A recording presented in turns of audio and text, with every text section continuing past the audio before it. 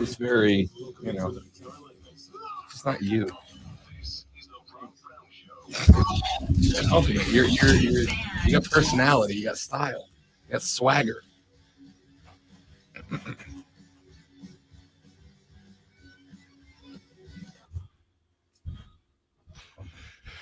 And away we go, ladies and gentlemen, boys and girls, children of all ages. The big show is on your radio. This is the Rob Brown Show. This is the Fan Upstate. Hello, Upstate South Carolina. Hello, America. Hello, world. How do you do? It is great to be back with you on a gorgeous, overcast, but gorgeous Upstate Tuesday afternoon. I am Rob Brown. The pleasure is mine. Thank you for joining us today. Hope you're having an exceptional week so far. Directly across from me, as the great one, Lonzo, out on vacation this week over in some place that's not here, South Carolina. Filling in for him, our buddy Tim Snow, T2, the Timinator, is here. What's up, big fella? Hey, how you doing, man? Living the dream, pal. How are you? I'm doing great. Spectacular. I have to tell you, I drove into work today, which is not the story. That's obvious. I got here, on the way here, as I'm pulling off of Woodruff onto Garlington. I am getting towards where we turn, and even today, bright and early, bushy-tailed, woke up, having a good day. I'm stuck behind a guy doing 5 under in the left lane, Tim. Oh, we just talked about this. We just talked about it, yeah. South Carolina. We talked about it yesterday, and I thought to myself, okay, I'm sure that maybe these people don't recognize the issue. Maybe these people don't understand the problem. But I sat in here yesterday, right? I spoke to the entire upstate. And once again, we go on the record to prove that if people would just listen to me, the world's problems will be solved almost immediately.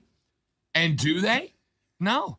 Oh, well, of course they don't. They don't. They don't. Of course not. They drive 5 below in the left-hand lane. They get frustrated when you pass them and give them the passive-aggressive thumbs up.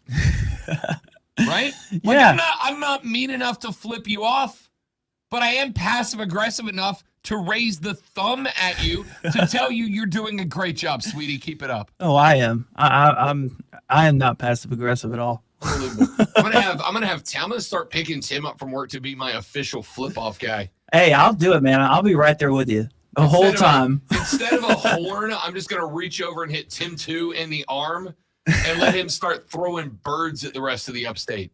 Yeah. Some of y'all deserve it. All right. Sometimes, especially when we're driving. When you're out on your Sunday drive on a Monday afternoon, it's not working for everybody else, man. Out of my way. All right, we got a day, we got a show, we got a lot of stuff to get into on the broadcast today. Captain America Chris Evans out in the hall. How you doing, buddy? Doing well. I'm so glad to hear it. When Chris opens the door and walks in, angels sing. That or something has gone catastrophically wrong. Did I break something yet? No. All right, good. Not yet. Good enough. All right, a lot to get into today. My boy Daniel already in the Facebook chat saying, let's go Bolts with 5 lightning bolt emojis as the Tampa Bay Lightning are set to take on the New York Rangers this evening.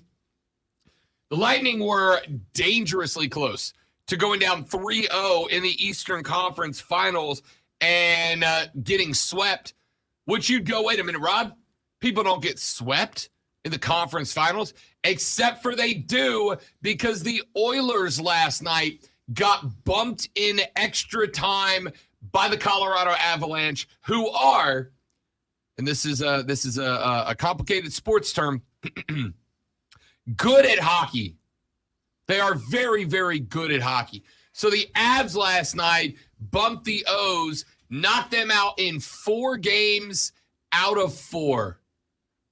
4 games out of 4, and the Oilers are done. After a spectacular series against Calgary, with like 1 million goals scored. We had 6 goals scored last night in one period. Again, if you were the cat that hits me with, I don't watch hockey because it's boring, you're not watching this Stanley Cup playoffs because the goals have been there in bunches. Tampa is going to be looking for that again tonight because they're in a spot, man. You do not want to go down 3-1 and have to go back to Madison Square to play. You don't. So the Bolts tonight up against it. We're going to break that game down later in the show. I know that golf is not a subject that gets a ton of traction on the show today, but I am going to be talking about it a little bit today because this LIV Tour, the Saudi Arabian-backed breakaway tour, has its first event this weekend. Round number 1 is on Thursday. We found out last week that Dustin Johnson, Colombia's own, has broken away from the PGA Tour. We found out yesterday that he has turned in his resignation to the PGA Tour. Kevin Na broke away, turned in his resignation. But yesterday evening, we had an agent of a number of big-name PGAers say that they had turned in their resignation to the tour and we'd be joining the LIV Tour as well, which has, of course, sparked a bunch of controversy. On top of that, it was announced yesterday, as we expected, that the 48th man in the 48-person field for the event starting on Thursday would indeed be the hefty lefty Phil Mickelson. Phil will be playing on the LIV Tour and will make his debut on that tour, as will DJ and a host of other PGA players this Thursday, round number 1 in London. We're going to talk about that and take a little look about the ethics of sports, because this LIV Tour, backed by a Saudi Arabian royal who has been directly linked to the murder of a journalist for the crime of he didn't like him. I am also having a bit of a crisis myself with this winter's World Cup, right? Taking place in Qatar. I am obviously a big-time American soccer fan. Big-time American soccer fan. But this World Cup is gross. And there's no denying that this World Cup is gross. It was bought and paid for. Excuse me. It was bribed into Qatar. They have been using massively unethical labor practices in order to build the facilities. And there's a part of me that doesn't want to watch. And then there's a part of me that feels like I have to. So we'll have that conversation later on in the radio broadcast. Yesterday, I said on the show that I am relatively convinced at this point that the NBA Finals is over. But, Rob, it's tied 1-1. Yes, I am aware. And I'm not saying the Boston Celtics can't win another game. But what I saw in Sunday night's game led me to believe that they have figured it out, yeah? They have figured it out. They have got it. They have figured it out. They now know how to beat Boston. And it's going to rely on Draymond Green and one other player. And I'll tell you who it is and why I think that series is over, because when I made the mistake, and it is almost always a mistake, when I made the mistake yesterday of expressing an opinion on the internet, which is a really good way to get told how much of an idiot you are, happens to me regularly, T2. When I made the mistake of expressing an opinion yesterday on the internet, I got put on blast for it. Well, how dare you express your opinion? Yeah, I'm really sorry about that. Really sorry about that. I'll try not to make that mistake again. I expressed the opinion on the internet that this championship series is done. It's over. The Warriors have this thing locked up because they have the key. They figured it out.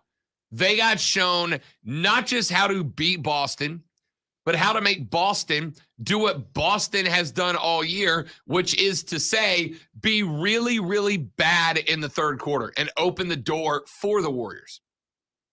I want to get into that a little bit more because I caught some counter arguments to that yesterday afternoon, and I don't know that they hold water. So I want to get into that. Also coming up in the show, ladies and gentlemen, a story about the persistence of humanity. In fact, you know what? Screw it. I'm doing this story now because I've been very excited about it. I talked about this with Lonzo last week, and I'm going to tell T2 the story now because I want his thought. Last week, Tim Snow, there was a scene that took place in Wrigley Field, where the Chicago Cubs play. Okay. Fans had built about a 5 to 6 foot tall pyramid. That is to say, they stacked beer cups into a pyramid. It was 6 feet tall. Yeah. And they were putting work into this thing. I mean, everybody in a section or two was chugging beers and sending their cups down for the pyramid. Well, Gotcha. Towards the end of the pyramid, or at least what would ultimately become the end of the pyramid, a fan from another section walked over and knocked the pyramid down. Oh, no. Just swiped it. Just knocked it down. No. And I asked the question of Lonzo. Realistically, what's the proper response to that, right?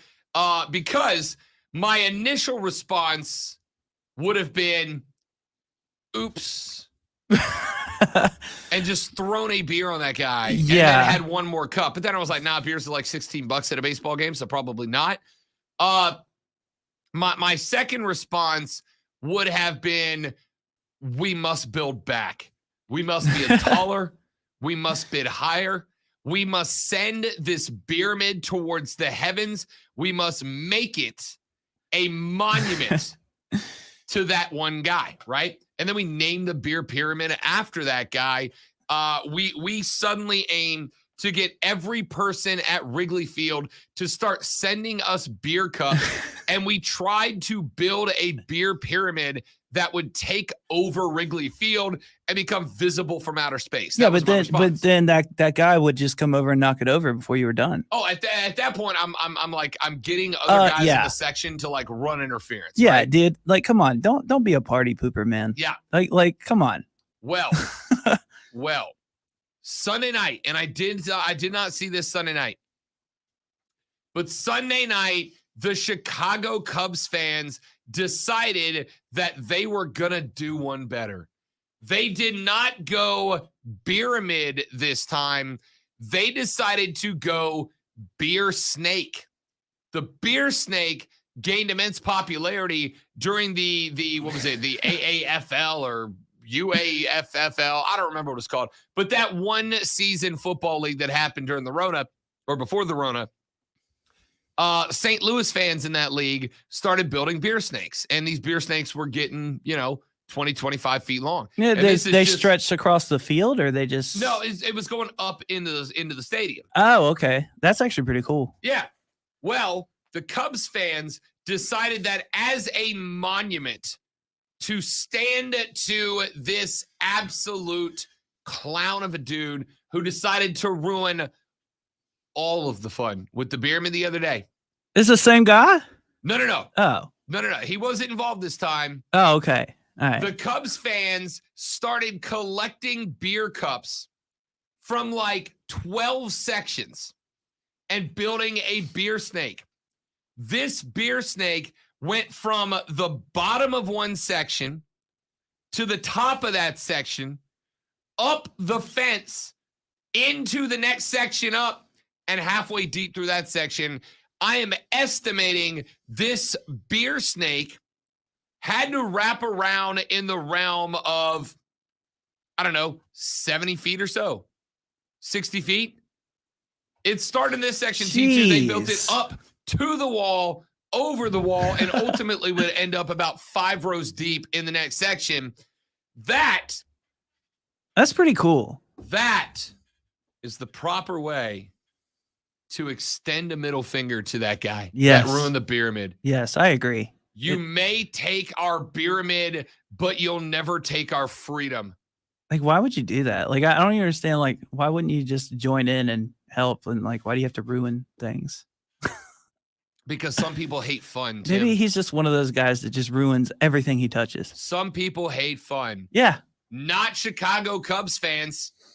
The Cubs fans were like, you may have taken away what could have turned into a world record pyramid, but there is no way to ruin the beer snake, right? You try to cut through the beer snake, you're going to get clotheslined by it, right? You can't just take away 1,000 beer cups from people. Yeah. The beer snake is undefeated. It's untouchable. It was a tribute to human persistence.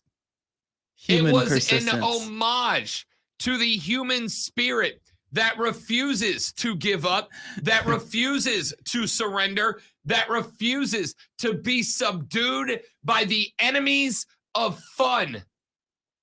Good on you, Cubs fans. Way to go. I could not figure out the other day. I asked Lonzo, what was the reaction?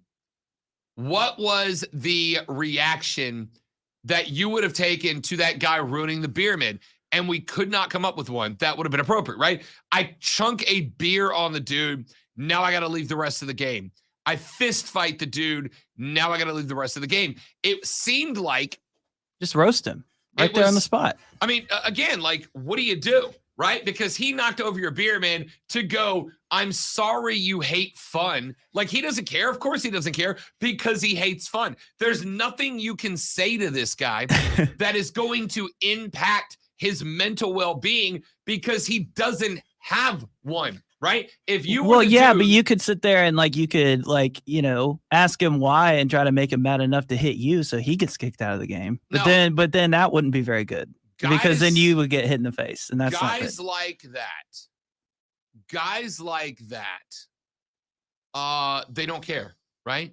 Guys like that do not care what you, if that guy had any concern about the way people felt about him, he wouldn't have walked over to where a section of people were having fun and been like, no more of that, right? If he cared what people thought, he would have knocked the beer. But it is a tough life lesson when you start to learn that there are some people out there who have no problem ruining your fun and who do not genuinely care what you think about them or what anybody else thinks about them. The only person that matters to them is them. And this guy's one of those guys. There's no way to beat him in that moment. You can't shame him because he has no shame. You can't insult him because he doesn't care what you think. And you can't hit him because then you got to leave the game. It sucks. So the Chicago Cubs fans came up with the best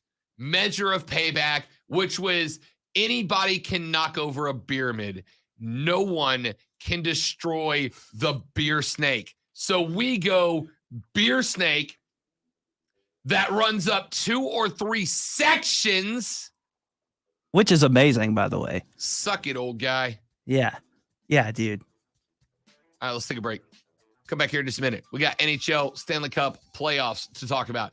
We got Major League Baseball. We started to talk about it a little bit yesterday, but I got asked after the show yesterday, did this weekend maybe spark something for the Bravos? We'll talk a little baseball, Atlanta style, coming up later on in the radio broadcast. And we may even get a little footy in here because the UEFA Nations League is going on. Croatia, France yesterday was unbelievable. We got world soccer as we prep for the World Cup. We'll get into that. It's going to be a busy day on the Rob Brown Show. This is the Fan Upstate. You have a Prisma Health after this. Okay. Be right back, stream. Don't go anywhere.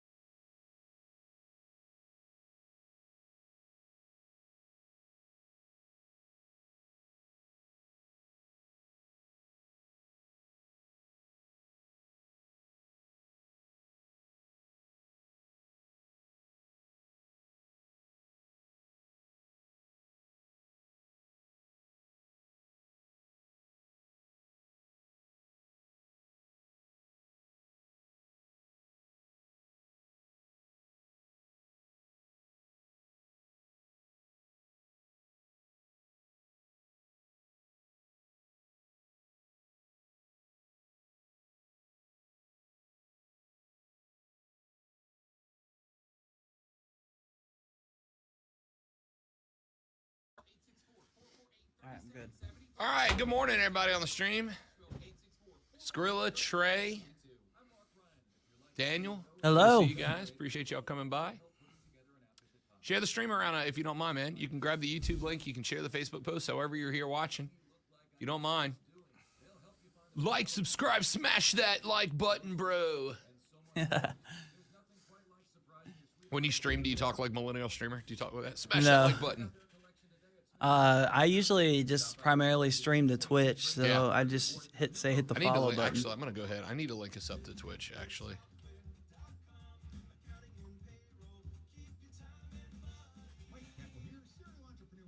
I stream to YouTube, but I'm about to stop because it's just too much to keep up with for me right now.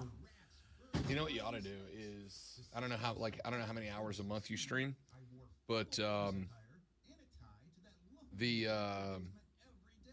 StreamYard that we use, you can link it straight to YouTube and you don't have to do anything. Yeah, I know. I'm trying to figure out how to do that with Streamlabs because I use Streamlabs to stream with. Because I have everything, like all of the, like my logos, like the whole little stream setup is all through Streamlabs. So I don't know if I can export that and put that into StreamYard. Just haven't really had a time to fool with it. But I have StreamYard ready. I just haven't fooled with it much. I'm going to though.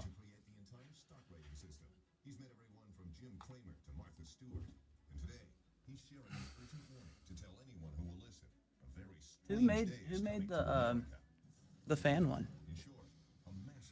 The fan what? The overlay. Corporate did. Oh, they did? Corporate did, but you can find because Keegan, our buddy, made one, and then I started fooling with it. You can find a layout that will tell you exactly how many pixels to make it, so you can make your own. And it's super easy, but it'll tell you like if one person overlay the box is starting in this pixel, it's this wide by this long, and you can make it exact, build a frame, whatever you want to do.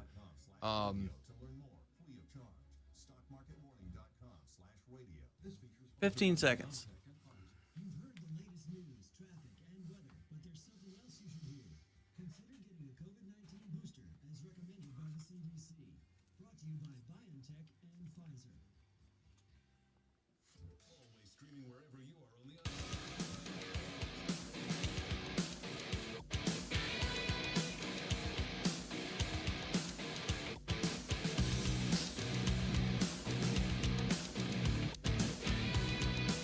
Join us on the live stream at facebook.com/thefanupstate, facebook.com/thefanupstate, or go to my YouTube page at The Rob Brown Show on YouTube. Search The Rob Brown Show on YouTube.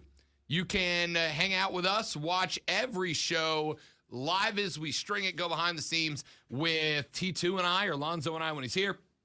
We can interact during the breaks.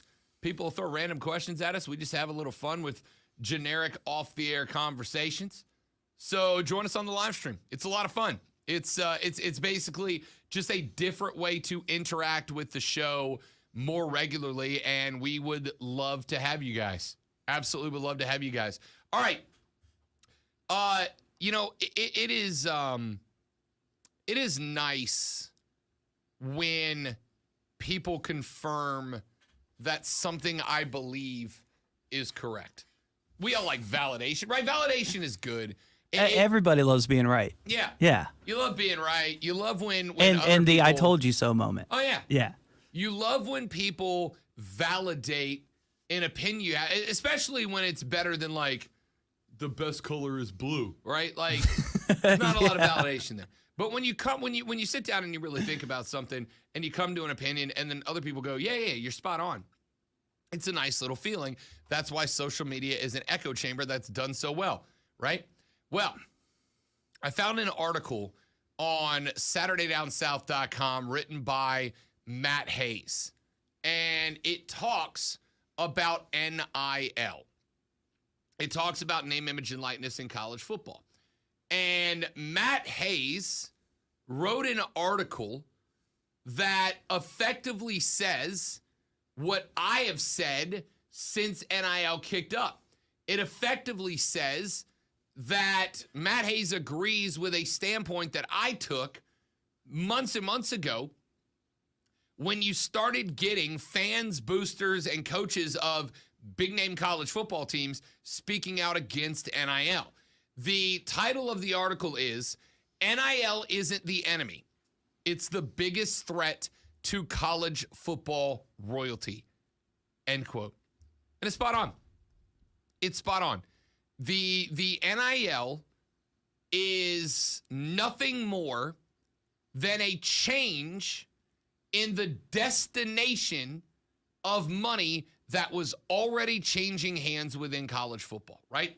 All it did was added another place that the millions and millions of dollars that change hands regularly in college football would end up. As I've said 100 times, to the point that I'm sure you guys are getting tired of hearing it, just like I'm getting tired of saying it. As it has been, there have always been college football coaches and administration going to boosters and saying, we need X million dollars. But it's always been for the benefit of the university. It's always, and granted, you can say it's for the benefit of the football program, and that's not inaccurate. But it has always been to the benefit of the university. It has always been for Alabama to build 2 different recruiting facilities, having one multi-million-dollar recruiting facility, using it for 2 years, and then raking in another few dozen million dollars to build another one.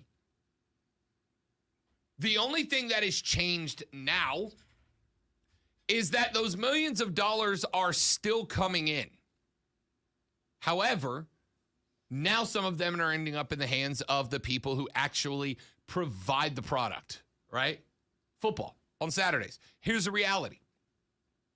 When college football season rolls around on Saturdays, here in just a few months, when college football season gets geared up, when it's time for us to watch football, and it's 12:30 on Saturday, college game day is off the air, it's week 1, and we all have our 4 TVs in the man caves, all dedicated to 4 different games, and our laptop on another one, and our tablet on the other one. All right, maybe that's just me. But when we have all the screens tuned into college football, and toe meets leather, none of us are thinking, my goodness, what an impressive recruiting facility this school has. None of us are thinking, wow, what a lovely giant video board this school has. None of us are thinking, wow, very impressive that our head coach is driving around that free Cadillac that the boosters bought for him, right? None of us are thinking that. What are we thinking about? It is 3rd and 2nd. What play are they going to run, right? They are down 10. Do you kick the field goal now and try to get the ball back for a TD, or do you go for the TD now, right? That we're thinking about football. You were thinking about the players. You were thinking about what the players are doing on the field. You were thinking about the reality of the game. None of that extra stuff. When it comes down to it, you and I, majoritively, don't give a damn about anything that money in college football takes care of except A, make the games good, and B, make them look good on TV. Outside of that, we don't care, right? If tomorrow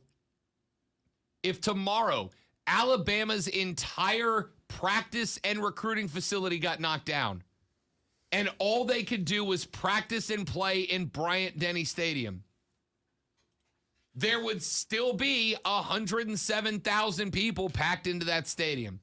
There would still be millions more watching the Crimson Tide on television, either because they're fans or because they want to see Bama lose. Those people would still be there. All we care about is the players. All we care about is the game.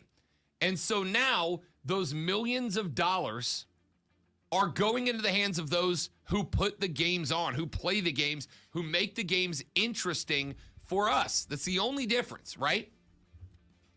The reason that guys like Saban have an issue with it is because it threatens the hierarchy at the very top. That's it. That's what Matt Hayes said in this article. And I will give you some of the arguments that he made when we come back, because he is correct. He's correct. My name is Rob Brown.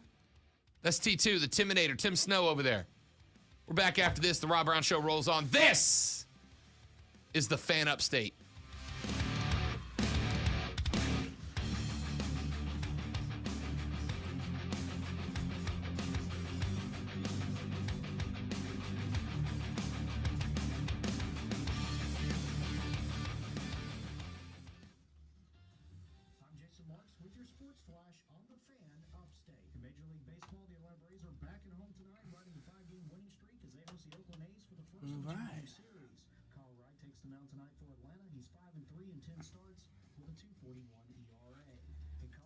North Carolina moves on to the Super Regionals as they beat VCU in the winner-take-all 7-3 in Chapel Hill.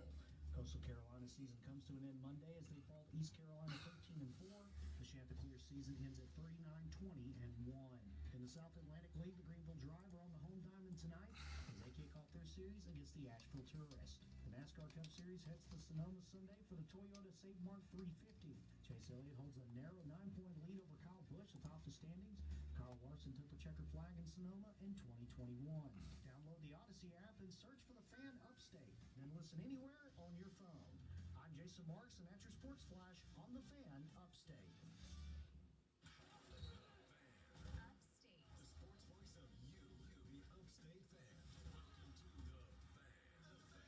Upstate. Now CBS Sports Radio.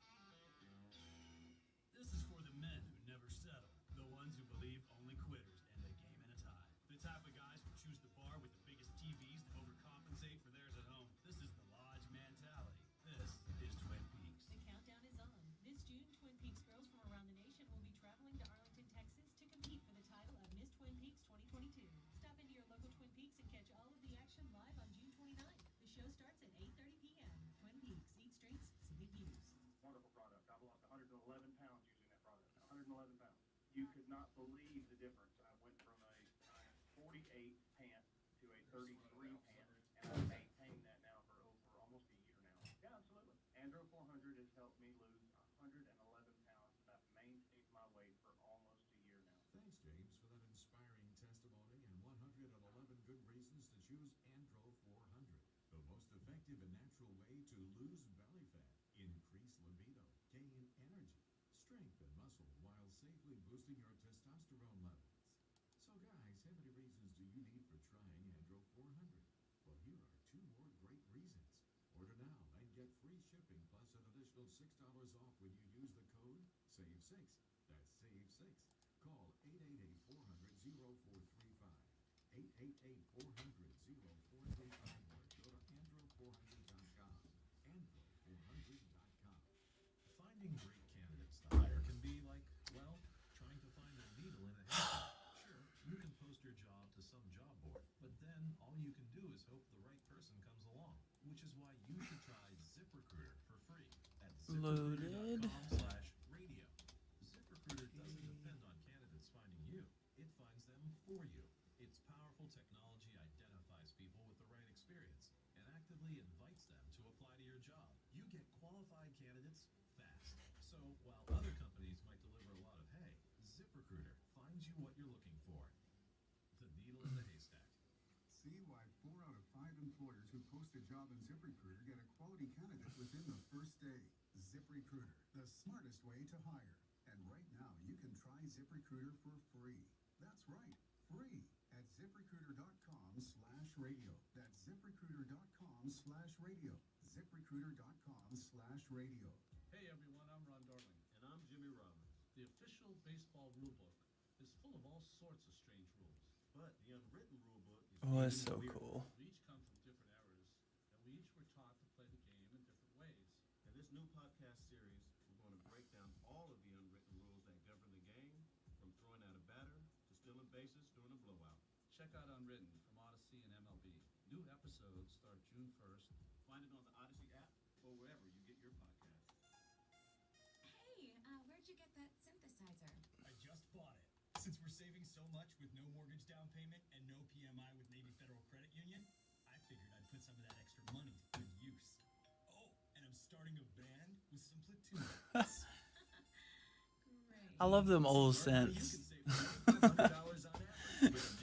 They remind me of like Super Mario. Navy Federal Credit Union. Our members are the mission. Insured by NCUA, Equal Housing Lender. Imagine buying a pair of sneakers and getting a soothing gentle foot massage like you'd get during a relaxing pedicure just by walking. Skechers new Massage Fit sneakers. Because Skechers, the comfort technology company, has designed a unique innovation that makes it feel like you're pampering your feet with a gentle massage in every step. The secret is Skechers' new patented wave technology on the sole that gently massages your feet while you're walking around. Find them for men and women at a Skechers store, Skechers.com, or wherever stylish footwear is sold. I should probably pull up my Twitter. Twitter? You look exactly like me. I am you, Ted, from the future. You need to call Progressive. What? Why? Well, they have 24/7 protection when you bundle your home and auto. And my teleportation cube just smashed into your car. Wait, you crashed into my car? Technically, it's our car. Progressive offers more than a great price when you bundle home and auto. We offer round-the-clock protection, which literally means anytime. Coverage for Progressive Casualty Insurance Company affiliates and third-party insurers and subject to policy terms. Bundle discount not available in all states or situations. Nature Valley has helped restore access to 10,000 miles of national park trails, and we're on our way to restoring even more because every mile is a new memory. Life happens out there. Nature Valley. All right, coming back.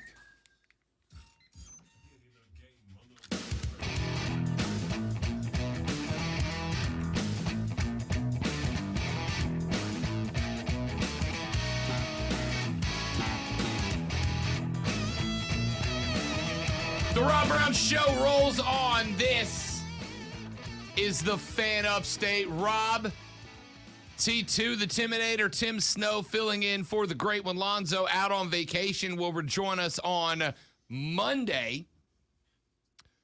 So we ended the last segment talking about this column from Matt Hayes at SaturdayDownSouth.com. And he makes a few interesting points that I wanted to hit on. First off, he pointed out what I have pointed out number one overall and a number of times. That NIL deals are at their core because we need to define our terms, right?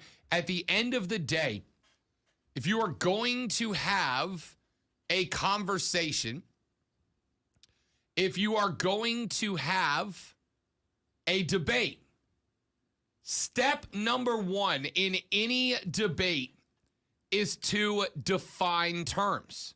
You must agree on the definitions of terms, because if you are not agreeing on the definition of terms, you're not having a discussion or debate that is worth its time. If I believe that subject A is one thing and you believe that subject A is something else, talking about subject A is irrelevant because we're not going to make any progress because we're arguing about different things. So defining our terms, NIL is at its core nothing more than a deal about goods and services, right? You are going to pimp my good, and in return, I'm going to give you money for it. The services you provide are by putting your name, image, and likeness into the media, into the local community, and allowing me to attach my product's name to yours, to be elevated when yours is elevated. At its core, that's all NIL is, right? Now, that is obviously in theory. As Lonzo loves to point out to you guys, and has many times, and he's not wrong about it, that doesn't mean that that deal for goods and services cannot be utilized to accomplish another purpose. That is to say, if Ohio State is handing out $13 million in NIL deals, That 13 million NIL deals, while it is, again, at its core, nothing more than a deal over goods and services, 13 mil on the docket can absolutely serve as a message to high-level college football recruits that if you come here, there's $13 million on the table. And a chunk of it could be yours if you show up and ball out, if you show up and play well. The other thing that has to be answered, and it cannot be yet, that goes along with that is the sustainability of $13 million NIL deals like at Ohio State. The sustainability. Those numbers aren't going to be those numbers forever, right? Anytime that something new and exciting and interesting hits the market, the price of that thing is overinflated for any number of reasons. And Matt Hayes uses one particular good to illustrate that. You guys remember that whole pandemic thing we just did? You guys remember that? Remember when, for a number of months, we were pretty much all working from home and didn't go out because there really wasn't anywhere to go? Remember that? I know it was a long time ago. Anyway, you may have seen during that pandemic when we were all working from home and like 6% of us were working out from home, you may remember, and Matt Hayes brings this up and he's spot on, a particular piece of exercise equipment that gained an enormous leap in popularity. It was called a Peloton Bike. Remember the Peloton bikes? It was a stationary bike like every other stationary bike that's ever biked. And it had a TV on it. And you bought this stationary bike for like hundreds and hundreds of dollars. And then you had a TV on it. And for another subscription cost, you could attend spin classes, interactive spin classes that were broadcast right to that TV. And it would keep stats for you. Like how fast you rode, how far you rode, how many mountains you climbed, how many classes you did.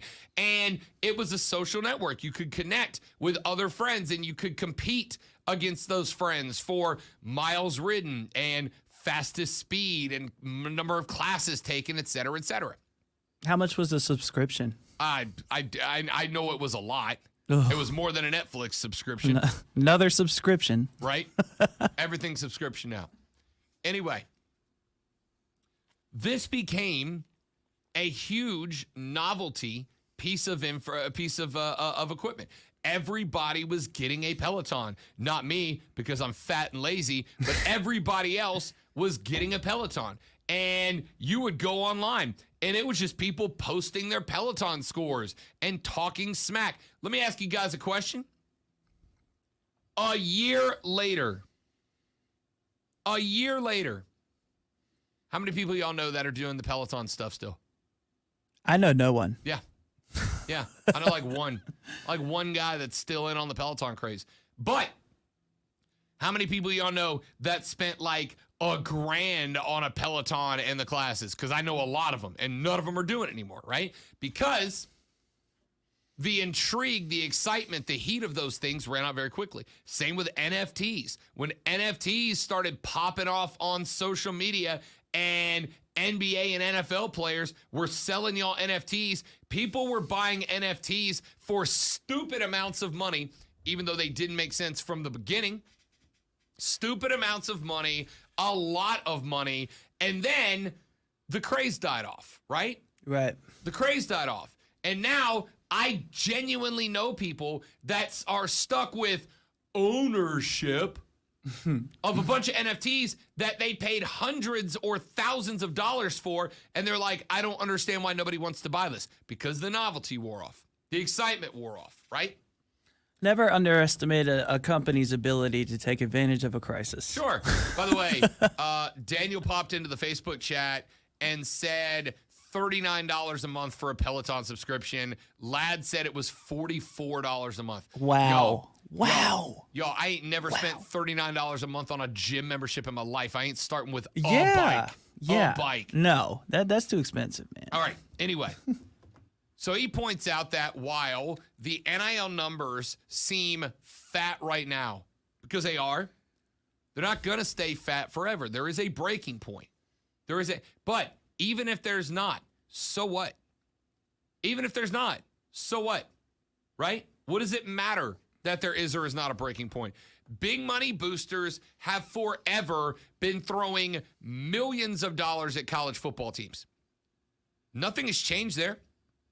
Nothing is different there. The only thing that is bad is if you are the head coach at a major institution, right? Because when those millions of dollars were only being thrown at the school, only being thrown at the athletic department, and it was an arms race to see who could have the coolest locker room. Well, every player at this school's got an Xbox One set up in their locker, and they're all on a landmark. This school has got a water slide in their weight room. This school's got a soft serve ice cream machine at every exit to the room. You know what I mean? Like, it's an arms race. Guys, that was your recruiting. The players couldn't get 20 grand a year. You enticed them with Xboxes and pool tables and golf simulators and water slides and rec rooms, right? You couldn't give them $20K a year, so you spent $20K a year each per player to get these guys to want to come to your school. Now, you got to entice them a different way. And the only reason that you hear guys like Saban and Brian Kelly and whatnot speaking out was because they used to be able to spend $30K a year to build these beautiful facilities. They used to drop $30K per student per year to get the nicest pool tables with the school logo in the felt, right? To attract players, because those players would show up on campus and go, well, man, you know, we got these certain mattresses on the bed that are $1,000 a pop. And then when I get out of bed, I get this for breakfast. And then it's an hour of Xbox with the boys in the rec room. Then we'll shoot some pool, maybe go out to our private personalized putt-putt course that only the football players can use. And that allowed you to take that $30K and use it to recruit a lot of kids. Now, that money has to be spread out kid by kid. Now it's got to be spread out across multiple kids. And guys like Nick Saban are going, oh, crap. Well, if I have $18 million worth of boosters putting into the money, or putting into the fund, right? I got 18 mil. I can put that towards facilities. I can put that towards whatever. Xboxes. Now the kids get it. And your school is not determined by how nice your amenities are anymore. Right? And that's the worst part. So the Alabamas and the Ohio States and the LSUs and the Notre Dames that have these ridiculous ass recruiting rooms that most of us would die to have at our house, they can't rely on those anymore, right? Because I go ahead and tell you right now that if radio station A offered me $1 million a year, but I had to broadcast out of a cardboard box, and radio station B had the nicest radio station facilities in the world, but they offered me 20 grand a year, the box looks great. Yeah. The box looks great. I'll right? be in that box. Yeah. Because while the amenities are nice, and that's not to say if radio station A offered me $1 million in a cardboard box and B offered me $800K a year and the nicest facilities, I'd probably still pick that one. Even though I'm making less money, I'm going to be happy in the environment. Right. But if this place is going to give me $1 million for a box and they're going to give me $20K for a box, I'm going to take the box. I'm going to work in it for 4 years, make $4 million, and get out. That is what's happening here. All of the sudden, having the water slides and the pool tables and the Xboxes is not the biggest attraction anymore. And so a school that has never been able to raise the finances to have the nicest facilities Still got a crack at that 5-star quarterback if the boosters can get it together. It's that simple. It really is. Let's take a break. I got some baseball and hockey coming up later on and a whole lot more. I'm Rob. He's Lonzo. He's T2, the Terminator. Old habits die hard. It's the Rob Brown Show on the Fan Upstate.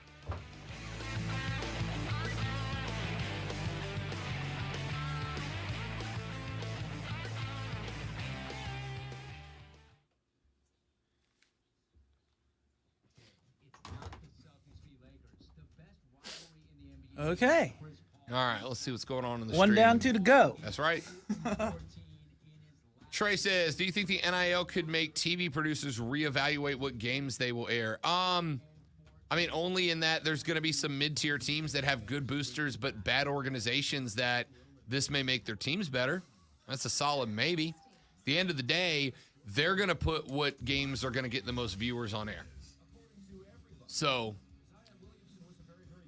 I'm sure more people say what a Deion Sanders team and the big recruits he has. I mean, he's got the number 1 recruit in the country.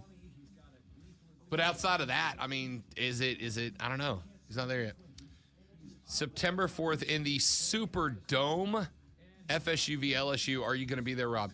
I don't know is the answer. It's not a no. I'm thinking about it. The problem is I'm going to the Dominican for a week in August, a trip which has broke me. And so I'm gonna see. I'd love to be.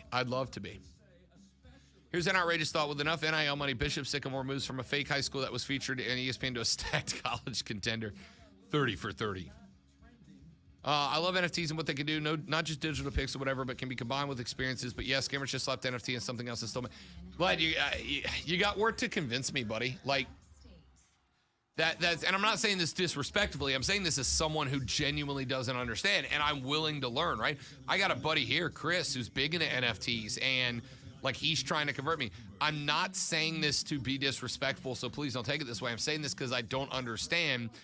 Can be combined with experiences sounds like a buzzword, right? Like what? If I buy this NFT, I also get to hang out with LeBron for a day? Because that just sounds like I'm paying for the right to hang out with LeBron for a day, right?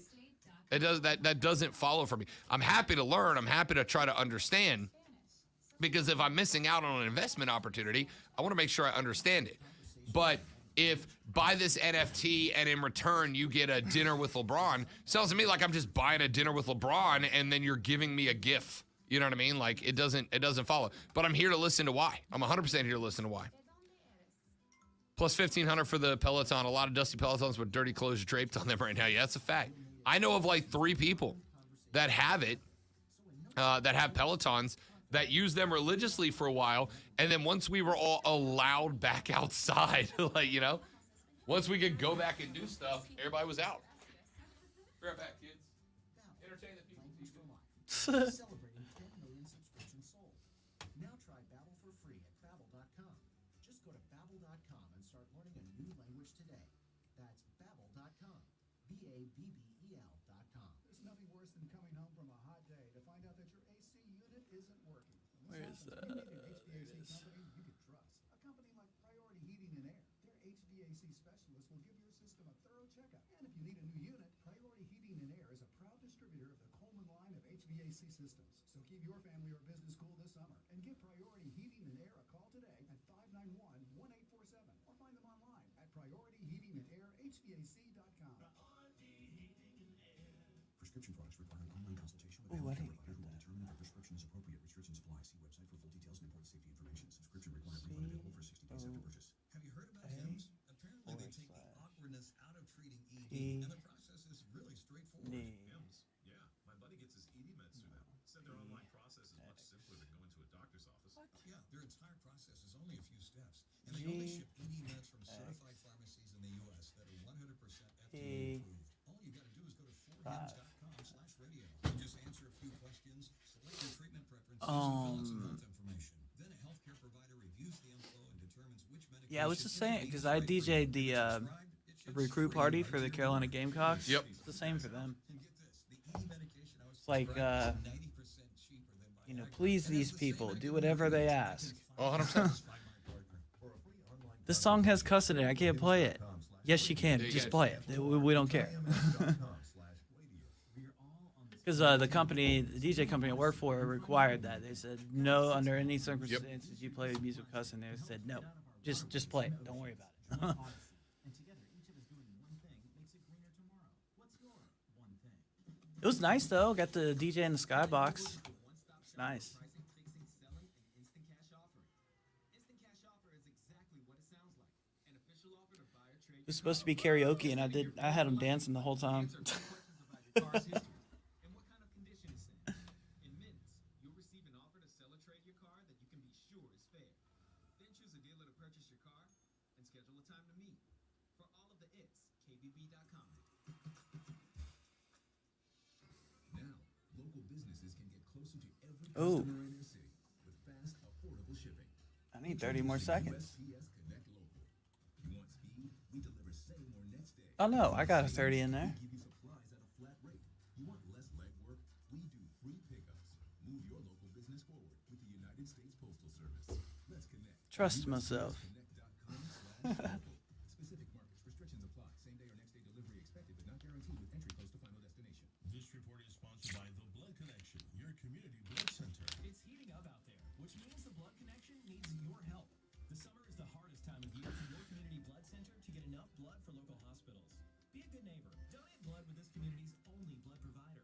Sign up at thebloodconnection.org/donate. Jim Rome in the jungle. Challenging to decipher exactly what's going on between the San Francisco 49ers and wide receiver / running back Deebo Samuel, but safe to say it is not. I was a little over. Other Just a teams little. looking for their Deebo, and the Niners have got the Deebo. You keep him, you make him happy, you need him. You need him worse than he needs you, and that's a fact. Jim Rome in the jungle at noon. CBS Sports. All right. Coming back.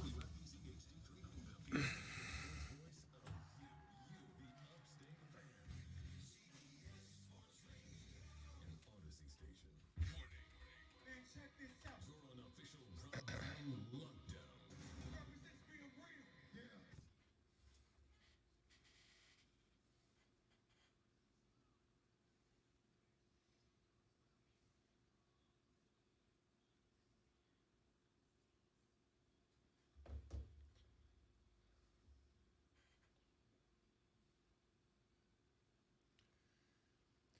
Hour number 2 of the Rob Brown Show goes now. This is the Fan Upstate. Welcome back, ladies and gentlemen. It is phenomenal to be with you again. I am Rob Brown. T2, the Timinator, Tim Snow, filling in for Lonzo this week. Zoe out on vacation. Glad to have him along for the ride. Texter says, Fan Rob, you are making me want it to be August. Can't wait for college game day and all that stuff you just described. That's from our friend Tiger Pal Rachel. Rachel, thank you very much for texting the show as always. Yeah, you and me and a lot of other people. Good news, we are inside of 100 days remaining. I think we're like 90, 92 days left until college football starts. Just a touch over 3 months. Let's go. Can't wait. Text says, Fan, more people in South Carolina would take your advice if you'd be willing to admit that you can order a hot dog and it should have chili on it. I'm not doing this with you again. I'm not doing this again. That is a chili dog. End of sentence. All right? It just is. So do you like hot dogs with chili on Yes. them? Okay. Yes. All right. That's a chili dog. What matters in the end is that you like it. No, I think that's what the people don't understand. I think that's what they don't get. They think that because I say a hot dog is a hot dog and a chili dog is a chili dog, and those are two different things, that the assumption there, unfair as it might be, the assumption there is that, oh, Rob doesn't like chili dogs. No. I love chili dogs. I'm just saying a hot dog is a hot dog, and a hot dog with chili on it is a chili dog. That's how it works. I'm gonna have to agree with that. And putting chili into a hot dog bun is a long sloppy Joe. All right? Yeah. It's a sloppy Joe. You have to like that. It is, but that's what it is. Texter on the Preferred Home Services text line, 71307. Start your text with FAN, F-A-N. And by the way, you do need to start your text with FAN. I have seen a few texts that do not get that word attached. Start your text, like the body of your text. You type 71307 into the send field, And then into the body of the text, start with the word fan, F-A-N. And here's why. While we are on the air, we share a text line with our News Talk radio station down the hall. And the show that is on over there while I'm on the air is wildly popular. And they get a ton of text. Yes, they do. So the text line is constantly scrolling when they're on the air. So there is a separate page that filters out text that start with the word fan and puts them on another screen. And so when I read our text, that's where I'm reading them from. If you start your text with fan, F-A-M, it shows up there. If you don't, it's hit or miss whether or not I see it. So start your text with fan, F-A-N, and I'll read them on the air. Texter says, Rob, more people in South Carolina. No, sorry. Is the upcoming Live tournament going to be broadcast on a major TV network? As I understand it, it will not be on a major network. It will not be on a major network. As I understand it, if you want to watch that event, and I am having a slight crisis of conflict of conscience about whether or not to watch it, right? Because on one hand, I don't really want the Saudi royals, who are, bad people. I don't really want them to get a bump in revenue because they have a great audience of which I'm a part of. But on the flip side, I am a sports radio guy. This is sports. So I wonder if I'm a little bit obligated to watch it. I am obligated if, despite my desire not to, if I am obligated. I'm having the same crisis of conscience about the World Cup. Anyway, before I talk about that, to answer your question, now I'll promote the damn thing. If you do want to watch it, you can watch it online at livegolf, livegolf.com, livegolf.com. It will also be broadcast on YouTube and Facebook, who will have live streaming coverage of the tournament. It begins Thursday at 9 a.m. Eastern Time. The event will not be on television. It will not be on television. The Live Tournament press conference, and here's the other part. This thing does not seem as well put together as you might think for an organization that apparently offered Tiger Woods in the high 9 figures to play. That would be 9 figures and then the decimal point, not 9 figures including it. 9 figures to get Tiger Woods onto this tour, and Tiger said no. And by the way, I'll tell you right now, that is commendable. I've said on the air many times, there are a lot of things in my life that I know, no matter what you offered to pay me, I would not do, right? There are a lot of things in life, no matter what you paid me, that I would not do. I also know for a fact that there are a lot of things in my life that I'll say I won't do, but if there were 9 figures attached to it, I absolutely would. All right? I know that for a fact. Yeah. Because money, unfortunately, is the most life-changing power of all. There's a reason that Iron Man was in charge of the Avengers and Batman was in charge of the Justice League, right? Yeah. They had the world's greatest superpower, infinite money. Yep. It is what it is. Anyway, Tiger saying no to 9 figures. Do you understand how much money that is? $900,000? No. $900 million. Oh, 900 million. Sorry. Million. Sorry. 900 ballpark. We don't know the exact number, but Greg Norman said it was in the upper 9 figures. So let's say conservatively, roughly $750 million to play on this tour. I got to tell you right now, I'll be open. I'll be an open window with you. I have no interest in seeing this tour succeed. None. If they called me tomorrow and said, Rob, we'll give you $750 million to be the play-by-play guy for it, I probably have to say yes. Right. Right? I probably have to say yes, to take that money from them and then do it for a year and then bail out and go back and talk about how bad they are. I don't know. I can tell you right now. Yeah, but Tiger Woods is already a millionaire. Tiger Woods is a billionaire. Yeah, 100%. Tiger Woods is a billionaire. And So, I mean, to turn down that kind of money would be nothing. But again, I gave this example last week. 1 million seconds, and let me get my math back up. But 1 million seconds, if I recall correctly, let's see here. Let me find my numbers. Okay, here you go. The difference in a million and a billion, right? Because it's easy to say like, oh, you're already a millionaire. What's a bill? A million seconds, Tim Snow. 1 million seconds is 12 days. You know how many days a billion seconds is? How many? 31 years. That's the difference between a million and a billion, right? Because the way the human brain is not evolved to understand exponential differences, right? We see numbers, but we think numbers-wise, in a very linear direction, right? Like right. I can comprehend 1 to 2, 2 to 4, 4 to 6, whatever. Yeah. I can comprehend that. We're not evolved for our brains to understand exponential growth. The exponential growth between a million and a billion, right? Like a lot of people group millionaires and billionaires because they think, you know, it's so much more money than the vast majority of us will ever have at any given time. Right. That it's just a bunch of money.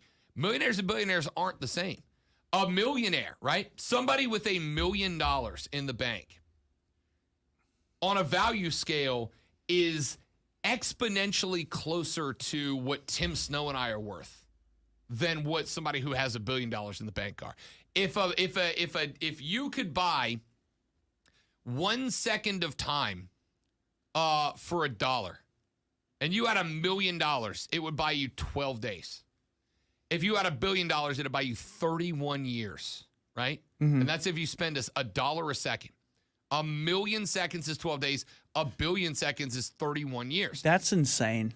Right, because we're not programmed evolutionarily to understand exponential growth. So for Tiger Woods to say no to $750 million is the equivalent to saying no to, I don't know, ballpark it, 24 years of life as opposed to the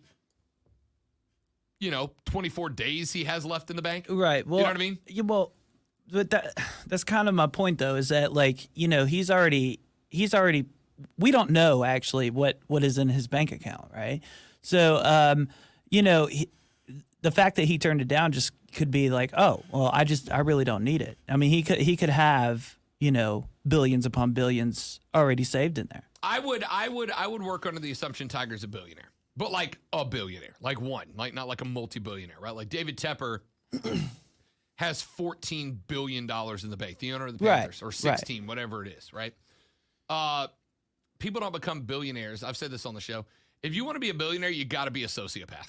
Like I'm dead serious. Yeah. I don't think there are any billionaires that aren't sociopaths. You cannot care about the feelings of anybody else if you want to be a billionaire. Because in order to become a billionaire, you have got to step on the throats of a lot of people. A lot of people. And not care what happens to them or how they feel about it. Yeah, just like a Monopoly, man. Yeah. I don't know that Tiger Woods is a sociopath. What I do know is that Tiger Woods gets handed big time checks to do everything he does, and he pays for nothing. He doesn't buy his cars. He pays for his house, and that's pretty much it. Do you know what his net worth is? I have no idea. I can look it up. Yeah, so like depending on his net worth, that's how much you have to pay him just to show up to a place. According to Forbes, Tiger Woods' career, like all his prize money, endorsements, all that, have worked out to $1.7 billion. So I want you, and while that seems like a lot of money, Tiger Woods has been playing professional golf since what? 1997, 98, right? Yes. In Tiger Woods' professional career, which is 30, including his college days, 30 years long playing golf. Mm-hmm. He has made $1.7 billion over 30-ish years. This tour just offered him half of that amount in one paycheck. Think about that. Tiger was the greatest golfer of all time. The most popular golfer of all time. See, that puts a whole new perspective on this. Yeah. Think about it that way, right? The most popular golfer of all time. One of the most recognizable athletes on planet Earth. They know who Tiger Woods is in China and in Africa and in Russia and in Europe and in South America. They all know who Eldrick is, right? Right. The most well-known, well-recognized golfer of all time, and probably one of, I don't know, a dozen tops athletes that have worldwide appeal, right? The majority of which are soccer players. Leo Messi, Cristiano Ronaldo, Kylian Mbappe, etc. Maybe Tom Brady's on that list. Maybe. And I don't even know if that's true. Rafa Nadal and Roger Federer are probably on that list. Serena Williams maybe is on that list, right? Like, there's maybe a dozen players that are genuinely recognized worldwide. Tiger's on that list, without a doubt. His entire career, $1.7 billion. That's every prize dollar. That is every endorsement. That is every Nike check he's ever cashed. $1.7 billion. This Live Tour just offered him half of, not his career earnings, not his career on the golf course earnings, half of every dollar he's ever made. Yeah. Combined. Yeah, to play that's one season of golf on this tour. That's a whole new perspective, and that means something if he turned That's that down. insane. Yeah, That's what I'm saying. That means something. Like, you got to give props, even if you don't like the guy, you got to give props to Eldrick, because Eldrick could have said half a bit. What? Oh, what? Almost a bill to do what? To play in a 20 tournament season with 48 other dudes flying around the world. And by the way, the Live Tour, for anybody who plays in its events, all expenses paid. You don't pay a dime to pay in their event. They fly you there first class. They put you up. Even if you did, it wouldn't matter. Yeah, that's true. It'd be a drop in the bucket for Tiger. But for other guys, right? Right. Like for DJ, Dustin Johnson, I think I read, has made like $72 million over his career, right? 72 mil. Tiger's made 1.7 bill. DJ, one of the most well-known golfers on the tour right now, like 72 mil, right? So for him, well, not seeing 20 events, of which, by the way, if you finish towards the bottom of the barrel, you're probably making $100,000, $250,000, $300,000. To have all expenses paid might be a difference maker. For Tiger, it's a drop in the bucket. But again, Tiger said no. I absolutely have to say that's commendable, right? I'd tell you right now, if they came to me and said, Rob, we'll give you $100 million to come call this tour, I probably have to say yes. Oh, yeah. Because while it's being paid to me from a terrible source. I'm coming with you. Yeah. While it's being paid to me by a terrible source, at the end of the day, everybody in my family is officially never working again. Right? Yeah. Yeah. Dear mom, I got you a vacation house in Key West. Go bananas. Yeah. Little brother, your lawyer debt is paid. Jack, go on vacation, right? Yep. Lady friend and I, we are moving to New Orleans, and you suckers are never hearing from me again. I am out. I am out. At that kind of money, 100%. Yeah. You're retiring right then and there. $100 million, even if it's coming from a terrible source. I got to tell you, you guys, I would come in, I would do the next day's show to say goodbye, and you'd never hear from me again. My Facebook would be deleted on the fly, right? So Tiger Woods to turn down roughly $750 million to play 20 tournaments. That's insane, dude. That's insane. I can't. It is hard to wrap your brain around that figure. All right, Texter says, fan, as Ted DiBiase once said, everybody's got a price. I mean, Tigers is clearly at least a bill. Mine. I mean, I is agree not with a that. bill. I agree with that. I do think that everybody has a price. Of course. Of course. Anybody could be talked into doing just about anything for the right amount of money. I can tell you for a fact, there are things that I would not hurt anyone else, like physically or emotionally. I can't intentionally hurt anybody else for any amount of money. I couldn't do it. But there are people that would. Oh, 100%. Yeah. So, I mean, like, Hell, it there is are people true that do it for free. that everybody has a price. Yeah. And if it came down to my kids, I mean, I'm willing to pay that price, you know. Let's see. Rob, if you take that job, I hope these people don't find out what you said about them. They already don't like journalists. Yeah, that's a fact. You really are a superhero. He really is. The angels sing every time he walks Captain in the America room. Chris I Evans down swear. the hall has decided Rob's diet is shot today. Walks into the door holding cupcakes like a boss. Yeah, Thanks, buddy. dude. Thank you. Thank you so much. I got to tell you, I got the note. There's a rager going on downstairs where everybody else is apparently down there. I got told this. I got an email this morning that said there are bagels. And I'm like, oh, it's going to be a great day. And then Captain America rolls in here with a plate full of cupcakes. I'm clearly missing the good stuff. Would you rather have a bagel? I can bring you one. I already had one. Okay. I'm a fat kid. I saw free food. I was the first one in the kitchen, pal. All right. Got a few more texts that you guys have sent in. Text said, if you take that job, I hope they don't find out what you said about them. They already don't like journalists. Yeah, that's a fact. That's, again, I had to tell you, it would be a crisis of conscience. But I'd also have to go, how much good am I doing with that money, right? My mom's never worrying about money again. My brother's never worrying about money again. My friends are never worrying about money again. I'm giving half of it back to charity. Like, you know what I mean? Like, how much good could I do? Texas said the PGA just needs to improve how they operate unless people would go to Saudi Arabia. Probably. But there's also that old saying that says, money doesn't buy happiness. Yeah, those people have never owned a jet ski or knew you were going to say something like that. Big house. Yep. Back after this on the Rob Brown Show on the Fan Upstate. Harley.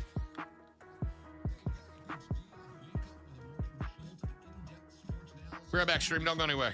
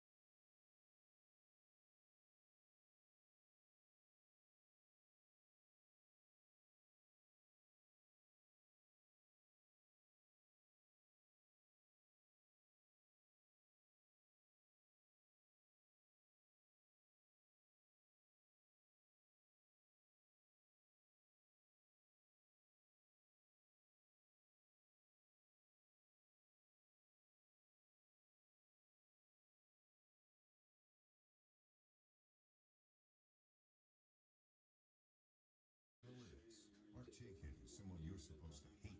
He spent 50 years on Wall How you guys feel about the new stream setup? New angle. Decorated the wall back here a little bit. Move the flag over. Does it look good? What do you guys think? A very strange day is coming to America. In short, Hey, Mike. I'm glad, my guy. I'm glad. I don't remember it was you, but if you didn't, send me a friend request. I don't know. I think you can play cross-platform from Switch to Xbox. So hit me up. Send me your MLB tag, and I'll add you. Trey said that was me harassing you on the text line about the hot dogs. Dude, it's a funny bit, but it's a bit. I like it. Yeah, 3 more zeros don't look much to our brain. Hard to grasp what it really looks like. Yeah, when you, and that's why I love that seconds to years, right? The seconds to days and years. A millionaire has 12 days. A billionaire has 31 years, right? Like it's, because we can grasp the concept of a day and a year because we live them. The overwhelming majority of us will never have $1 million in the bank. I will, but you won't. Oh, I will. I work in radio. One day I will. I don't know how I'm going to do it, but I will. Thank you, fella. Appreciate that, Daniel. Good to see you, buddy. How's everything, by the way? I was down in Pensacola last weekend. I think you're back. You're back in Pensacola, aren't you? I thought you were. Let's see. I don't Facebook stalk you enough. 54, 5, 6, 7. I believe hour 2 gets the CBS Sports Flash. But I've been wrong before, like twice. Now you can try ZipRecruiter for free. That's right, free at ZipRecruiter.com/radio. That's ZipRecruiter.com/radio. ZipRecruiter.com/radio. Yeah, I'm getting those EMG pickups, man. I like it. I've got a hammer guitar that I bought years ago off a guy. Just off Facebook Marketplace. And I bought it from him for like $150. It's like a $300 guitar. Ooh, coming back. Run into that so we can get on.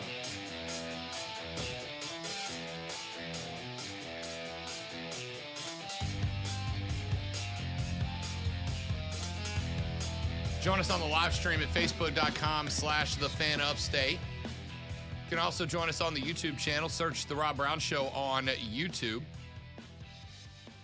Watch the stream. Hang out with us every day. Daniel Lovett, old buddy of mine from Pensacola, says that's over what Patrick Mahomes got on a 10-year deal. 10 years of one of the most elite quarterbacks ever services is less than 1 year for Tiger Woods. Yeah. Again, Tiger Woods' offer to play on this tour is not a story. Tiger's probably the first guy they sent an offer to, right? But it's not that they offered it to Tiger. Because, of course they did. Any golf tour worth its salt is going to send an invite to Tiger. There are probably small amateur clubs around the world that send an invite to Tiger, hoping one day Tiger gets a laugh bone in his body and is like, yeah, would it be funny if I showed up and played at this small muni tournament, right? And won $1,000? It'd be hilarious. I would do that if I was famous. Of course, it'd be fun. The contract offer is not the story. The story is that the contract offer was for almost $1 billion. That's why that's wild. We also got a notification last night, or at least I did, that we are starting to see other names pop up as leaving the PGA Tour and heading to the Live Tour. Phil Mickelson has been added to the 48-person field. We know that he is in now. We also know that Martin Keimer is on that list. Sergio Garcia, winner of the 2017 Masters, is on that list. Charles Schwartzel, winner of the 2011 Masters, is on that list.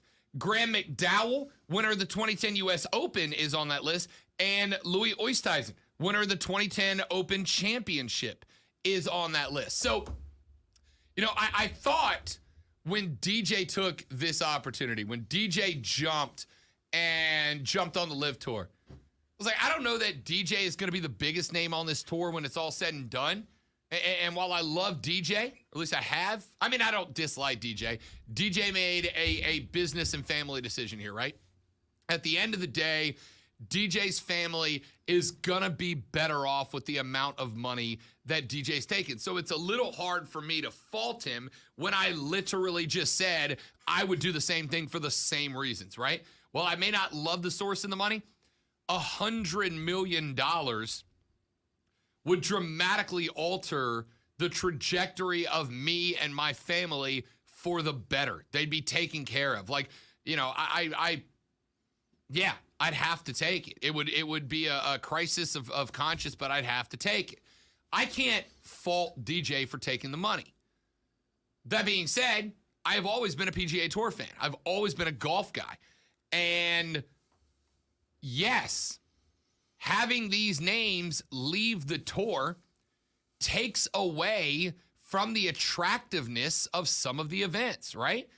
DJ is going to play 0 tournaments outside of the 4 majors. And by the way, that is if and only if the 4 majors still allow him to compete. Now, the majors are different from the other events in that DJ has an exemption to all of them, and the field is not directly set by the PGA Tour. They are set by the major tournaments. So the majors can invite non-tour players to come out and play.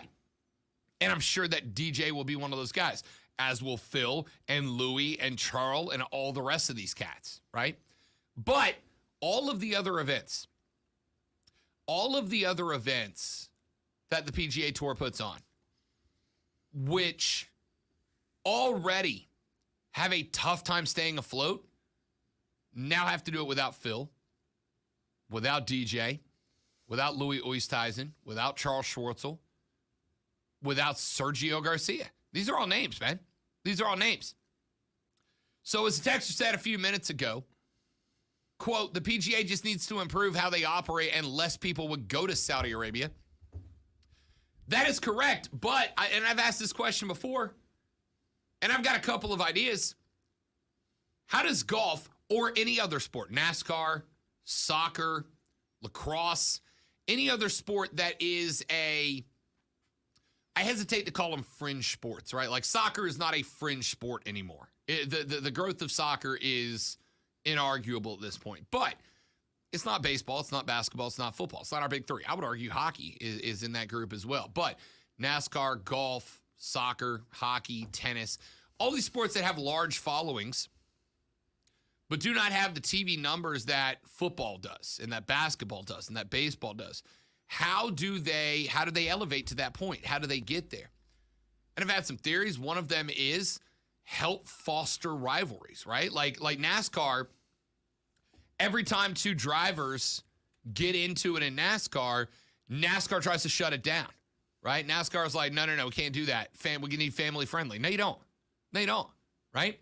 Because family friendly is what's got you into the situation now where you don't have the numbers to elevate your TV contracts. How do you do that? How do you get more people in? I'll tell you right now. I'm not saying you want NASCAR to turn into a demolition derby. I don't. But this past weekend, we had a couple of situations where guys were pushing each other into the wall and guys were saying, yeah, he's got payback coming. Let him see me next time we're out here together. Let me catch that guy one-on-one and tell me I don't end up clipping his back rear quarter panel off, right? Let that happen. Let that be, right? It will police itself out. It's not going to be a 36-car demolition derby. Let them police it out. How does golf do it? Embrace the Brooks Koepka v. Bryson DeChambeau rivalry, right? Don't expect them to play nice with each other. Let them go out there and do everything short of a fist fight. Baseball. How do you get better?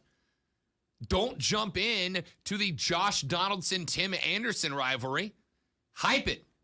White Sox, Yankees, Donaldson, Anderson, this Saturday on Fox, right? Like, hype it. Embrace it. That was perfect. Yeah, announcer voice. Let it happen. Let it happen. Let these things happen, right? Embrace all of that, and that's how you grow. Golf has over the years always portrayed itself as the gentleman's game. And it's like, yeah, I mean, I guess it is. But like on the flip side, you have capped your audience. Your audience is what it is. You're not getting new people to come in. And without those eyeballs, your TV revenue doesn't grow. And without your TV revenue growing, the purses in the tournaments don't grow. And without the purses in the tournaments growing, the game doesn't change. So if you're happy with what it is, cool. But otherwise, that being said, I really hope, and I'll get off of it after this. We're going to get away from golf here in a minute.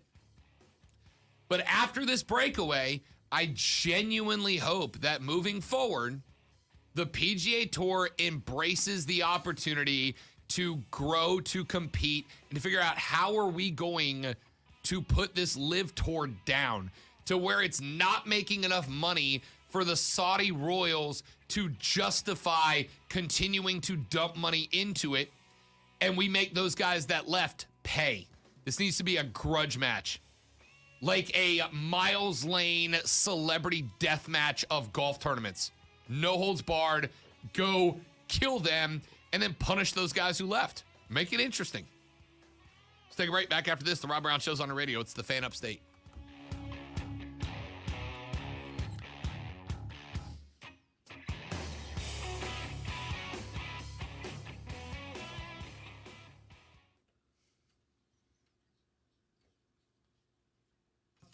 In college football, Tim Tebow joins Ryan Leaf and Alex Smith among the first-time candidates for the College Football Hall of Fame. The class of 2023 will be announced early next year. Other candidates being considered are USC alum Reggie Bush, Warwick Dunn from Florida State, and former Carolina Panthers. Oh, that's a sports flash. In Major League Baseball, the Atlanta Braves are back at home tonight, riding a 5-game winning streak as they host the Oakland I produce them over there all the time. I just didn't know that when they played over here.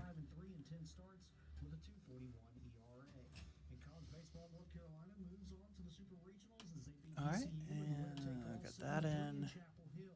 Coastal Carolina season comes to an end Monday as they fall East Carolina 13-4. The Chanticleer season ends at 39-20-1. Download the Odyssey app and search for the Fan Upstate. Then listen anywhere on your phone. I'm Jason Marks, and that's your Sports Flash on the Fan Upstate.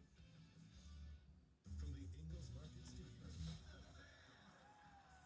97.7 FM Greenville. 97.1 FM Spartanburg. And on the Odyssey app.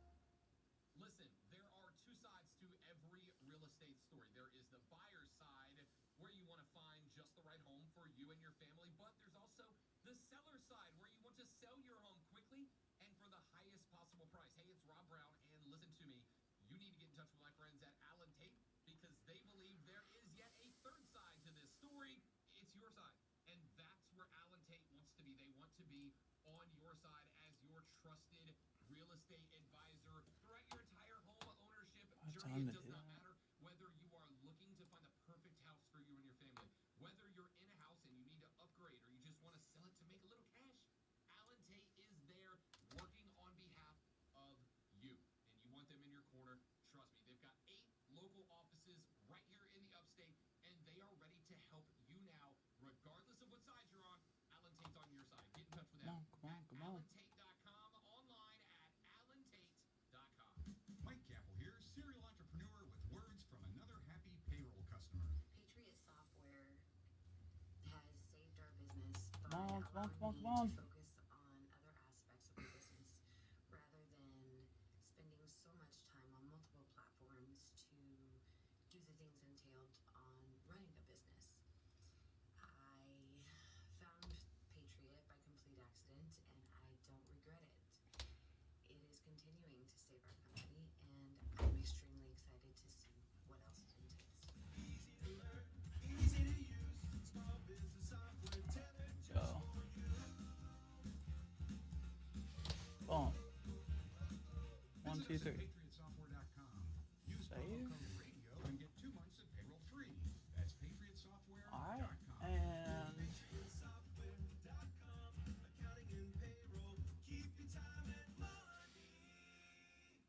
Whether it's a bad kick, nagging back pain, or a hip that has you hobbling.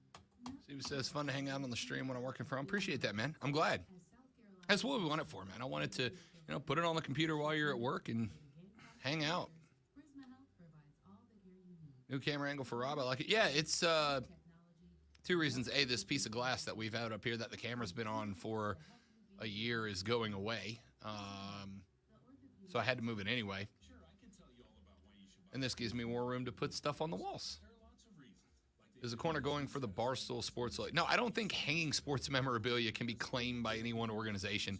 No, as a matter of fact, I used to. So back when I lived in Florida, not that you would have, that this would have been something you came across, but I used to do a vlog. I used to do a vlog in my garage when I worked at Radio down in Destin, and this was basically the way I had it set up, was just all my sports memorabilia hanging on the wall. Now this is all of this.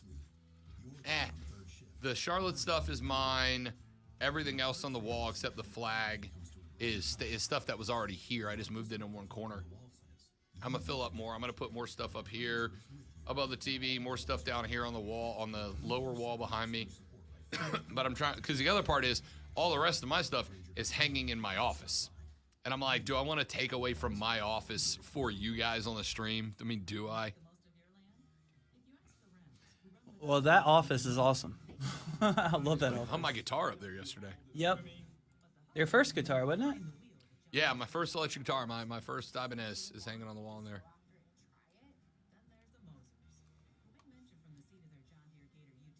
I still have my first guitar, and I still play it.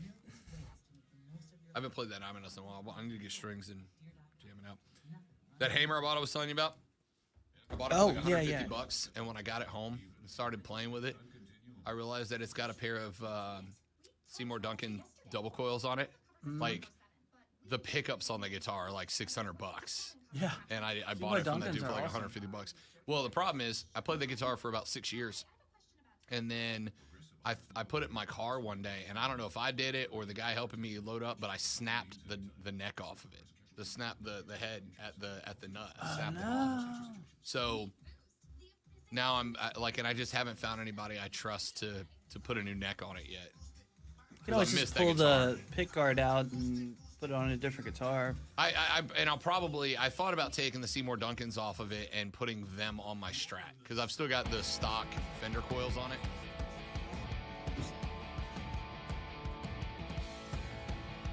Texter said NASCAR should be family friendly. Even Ricky Bobby prayed before family meals. Welcome back. The Rob Brown Show is on your radio. This is the Fan Upstate. Get away from that Live Tour stuff for a little while. Although I am curious, and we won't have this discussion here, but if you want to text your answer to the Preferred Home Services text line at 71307, I do want to hear it.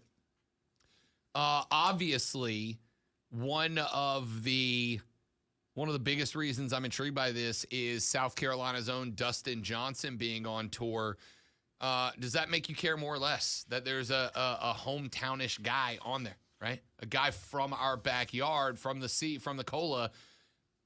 Does that make you care more or less about this tournament? Like, are you more likely to tune in? Do you care at all in the first place, right? Like, are you intrigued at all? We'll get away from that, come back to it later on in the show. While I'm talking about things that like 6% of my audience cares about, let's do another one. There has been another round of discussion. We talked about the new MLB labor contract, the new collective bargaining agreement, and one of the things in the collective bargaining agreement that has come up recently is that Major League Baseball is looking at banning the shift, or at least regulating the shift, starting next year. And, you know, I don't love it. I've said for many years, since the discussion about stopping the shift, banning the shift has come into play, that I think it's silly to blame the shift for baseball not being as entertaining as people want it to be. There's an article that was popped up on ESPN by Jesse Rogers, who I like, by the way. I think Jesse does a good job covering Major League Baseball for ESPN. He wrote an article where he talked to some players about the shift. And the first guy that he talked to was Anthony Rizzo of the New York Yankees. He said that Rizzo got asked about the shift in a post-game press conference said, how do you feel about the shift? And Rizzo said, quote, looking at the shift doesn't bother me, but hitting into it does.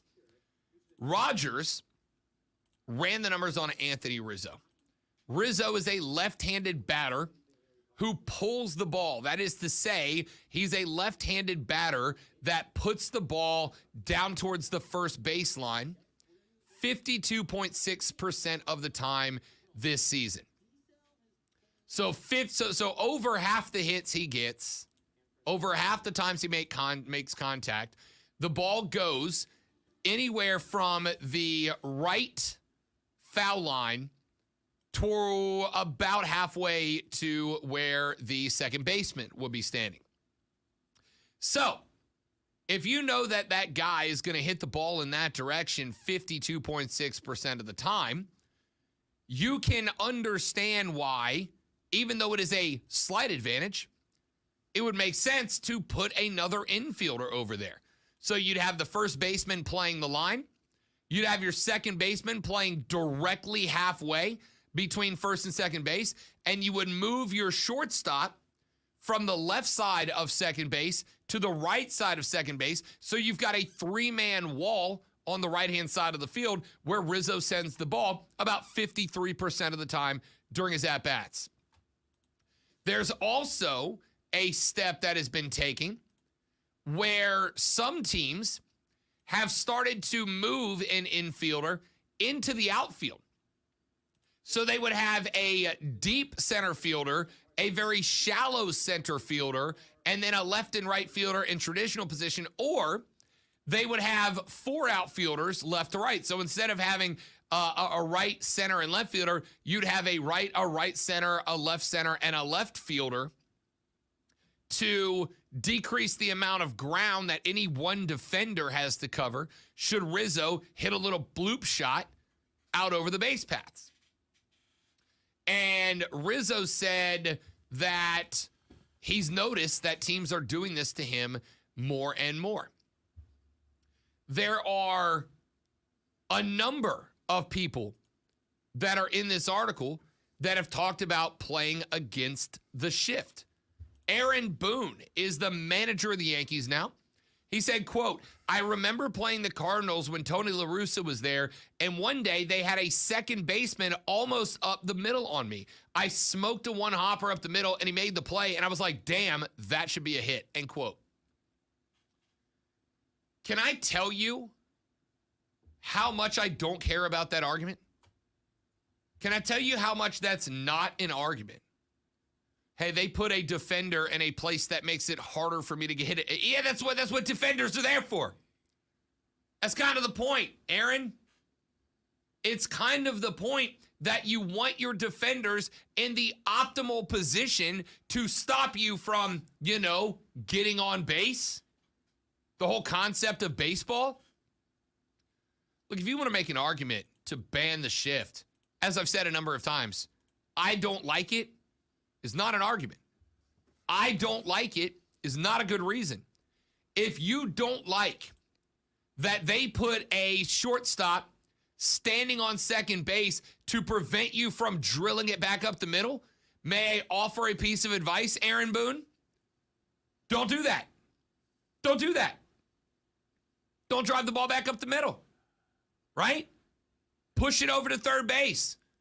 Find the gap. If a player is not in his normal position because he's in a different one, it means that his normal position is available to squeak a ball through and get a base hit.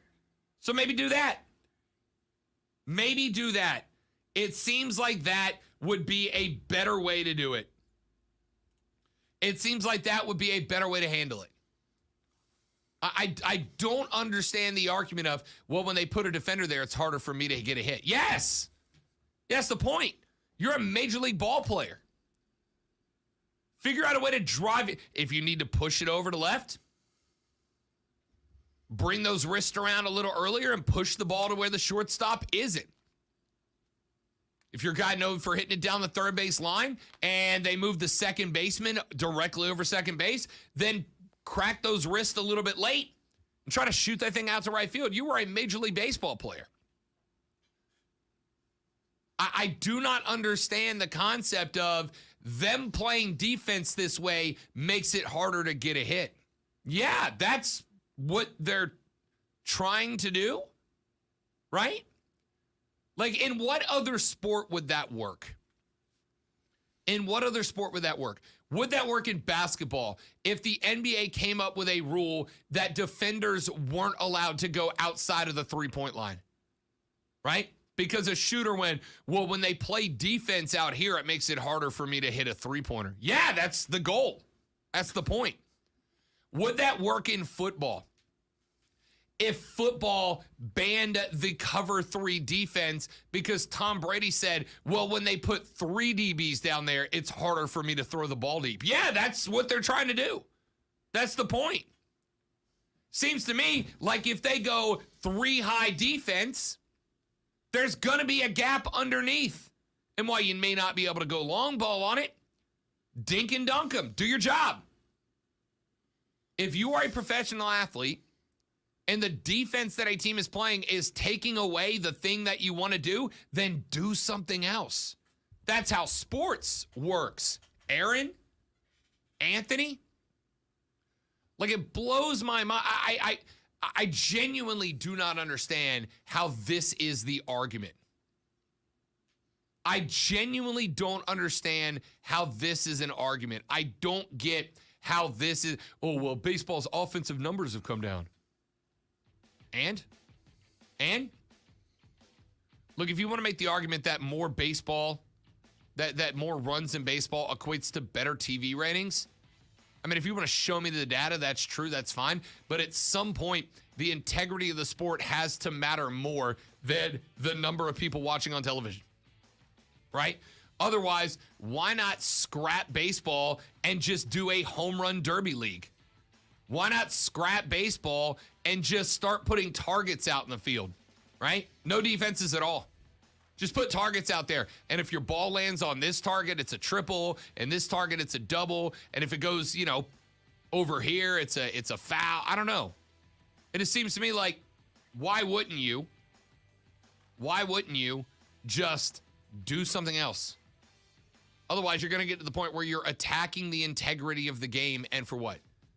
No. Second baseman is supposed to be there. Not if I know you're going to hit the ball over there.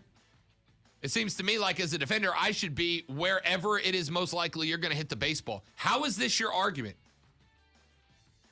Your argument is they're playing defense where I want to hit the ball? No other sport would this be an argument. None. Let's take a break. 1 hour left. We'll hit it running when we come back. I'm Rob. He's T2. You're listening to The Rob Brown Show on the Fan Upstate.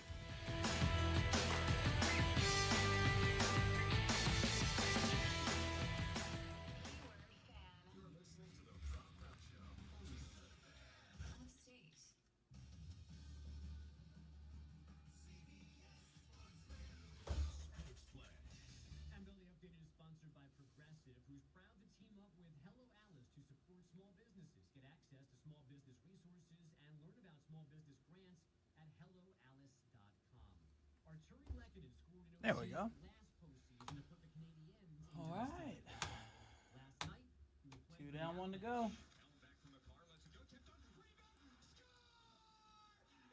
I want to go home and play Tiger Woods now. I haven't played Tiger Woods in years. I used to play the game all the time.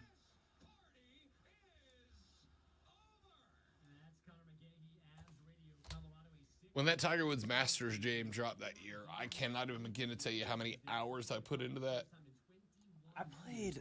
I forget what year it was, but it was on Xbox One. Or no, the original Xbox. And that's what I used to play it on all the time. I loved it because I could put my own music on there and listen to it while I was playing. I had like Kill Switch engaged and all kinds of metal stuff on there. It was awesome. Hey, it's DA. Be sure to listen to CBS Sports Radio at home. Ask Alexa to play CBS Sports Radio. Now, CBS Sports Radio. Here's how to get in the game. On your radio at 97.7 FM, 1330 AM, Greenville, 97.1 FM, 950 AM, Spartanburg. Listen on your phone. Download the Odyssey app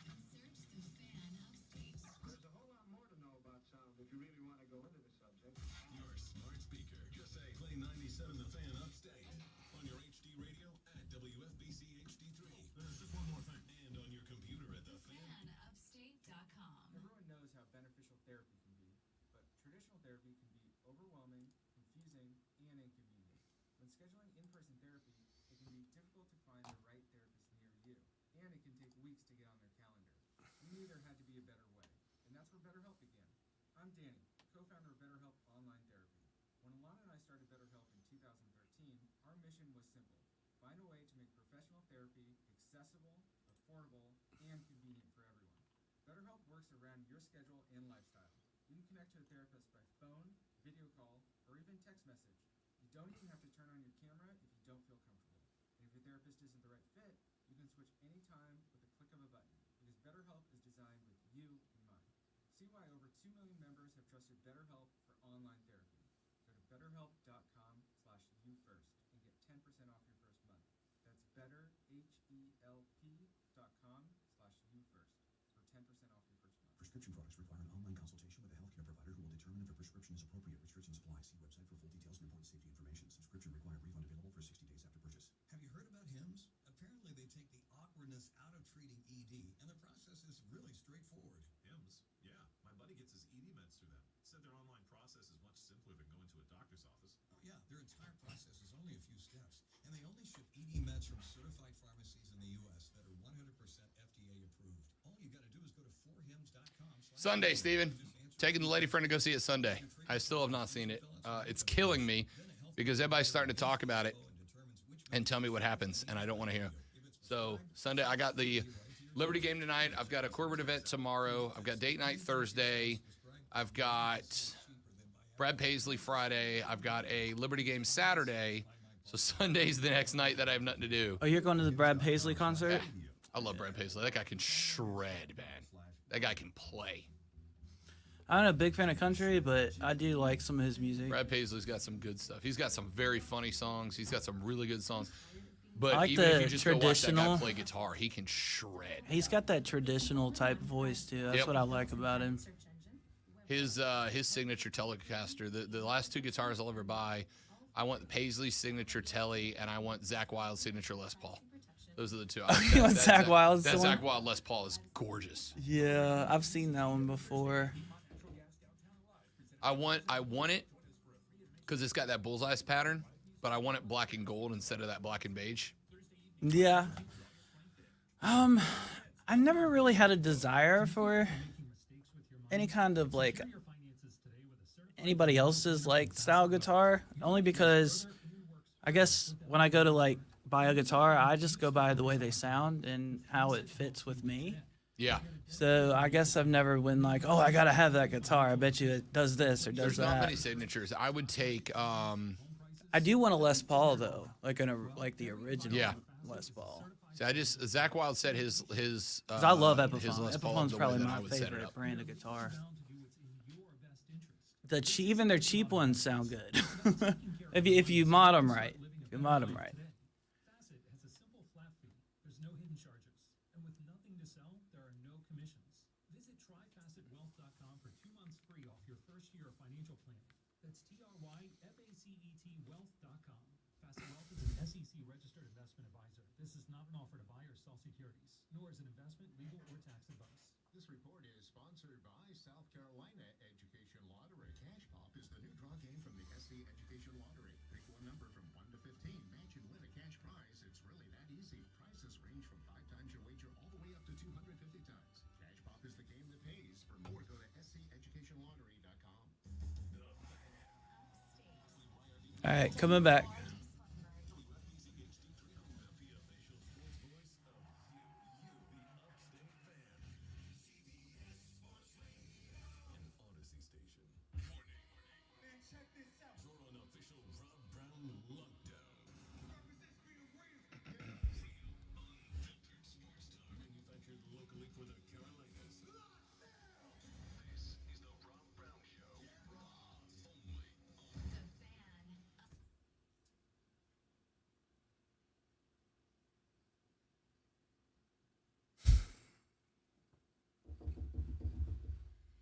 The third, the fight of the best, the money hour.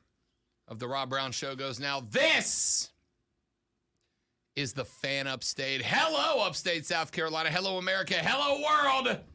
It is great to be back with you again. I am Rob Brown, T2. Hello. Timinator, Tim Snow, filling in for Zoe.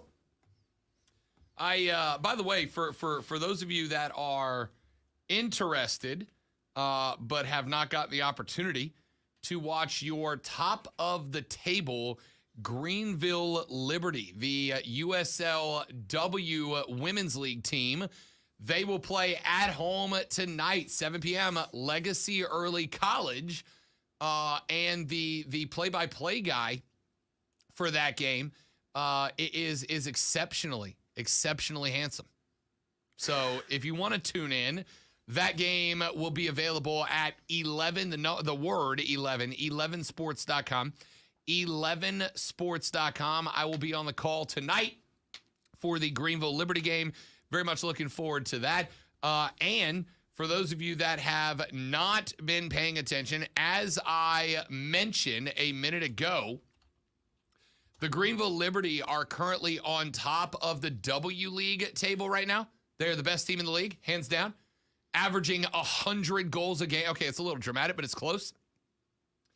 On top of the Greenville Liberty being on top of the W League table, on top of the USL League One table, how about the Greenville Triumph?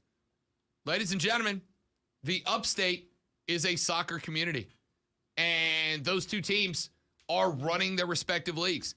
The Triumph lead the Charlotte Independents, 14 points for both of those teams, but the Triumph currently sit with a +1 goal differential. The Independents have scored 13, but allowed 13 as well, a 0 goal differential. So the Triumph right now sit atop the table. So your two Greenville professional soccer teams, both of them leading the table right now, leading their respective leagues. How rad is that? As a soccer guy, I love that fact. Love that fact. Texas says, great argument, Rob. If the defenses make these changes, that's a risk. The offense needs to make them pay for it. Learn how to expand your hitting. Yeah. I tell you right now, do you understand how valuable a hitting coach becomes at this point in Major League Baseball, right? How invaluable is a hitting coach that can teach a pull batter how to push or a push batter how to pull, right? If you are hitting 55, 60, 65% of your passes one direction to the next, right? Or of your hits one direction to the next, how valuable does it become to then know how to put the ball into a different area of the baseball field? How big does it become if the defense shifts left every time you're at bat to know how to push that thing out to the right? The defense is where I want to try to score is a really, really dumb argument to regulate it. It is a genuinely stupid argument to say, no, I want to hit the ball there, so they should not be allowed to play defense there.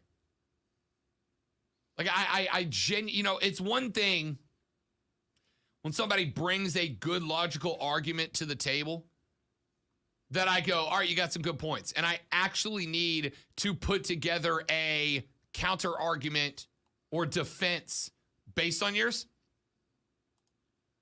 I don't need to put a counter argument together for the defense is where I want to hit the ball, so they shouldn't be allowed to play there. No. Should the NHL only allow goaltenders to defend one half of the net because your team likes to shoot it to the right, so the goalie can only play and cover the left side of the net? No. Should the NFL ban 3 high safety defenses because your team wants to throw the deep ball? No. Learn how to do something else. This is professional sports, my dude. Could you imagine in golf if the guys on tour were like, yeah, that 390-yard par 4 Could you bring the green about 100 yards closer so that we could score birdies? Because that's what we want to do. Like, there's no other sport this argument works in. It's just a dumb argument. It boils down to, at its core, I don't like it. And as I've said 100 times before, I don't like it is not an argument. I don't like it is childish. I don't like it is an immature argument, and it doesn't work. That person shouldn't be allowed to do that. Why? Because I don't like it. It's not right. That's not an argument. That's not an argument. That's an emotion. It's irrelevant.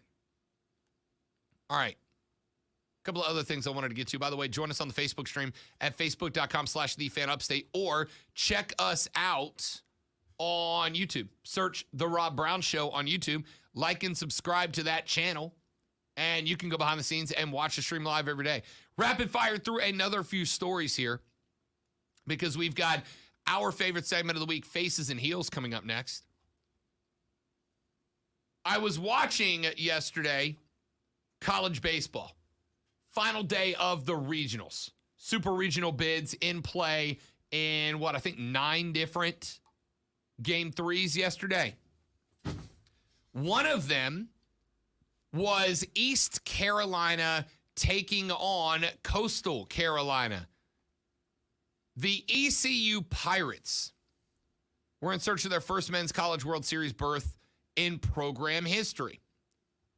They knocked off CCU 13-4 to end that drought. In the 7th inning of that game, Bryson Worrell was at the dish and absolutely rocketed a 3-run homer into low Earth orbit. I mean, sent the ball on an absolute trajectory to another county. It was unbelievable. Bryson Worrell took the green light on a 3-0 pitch.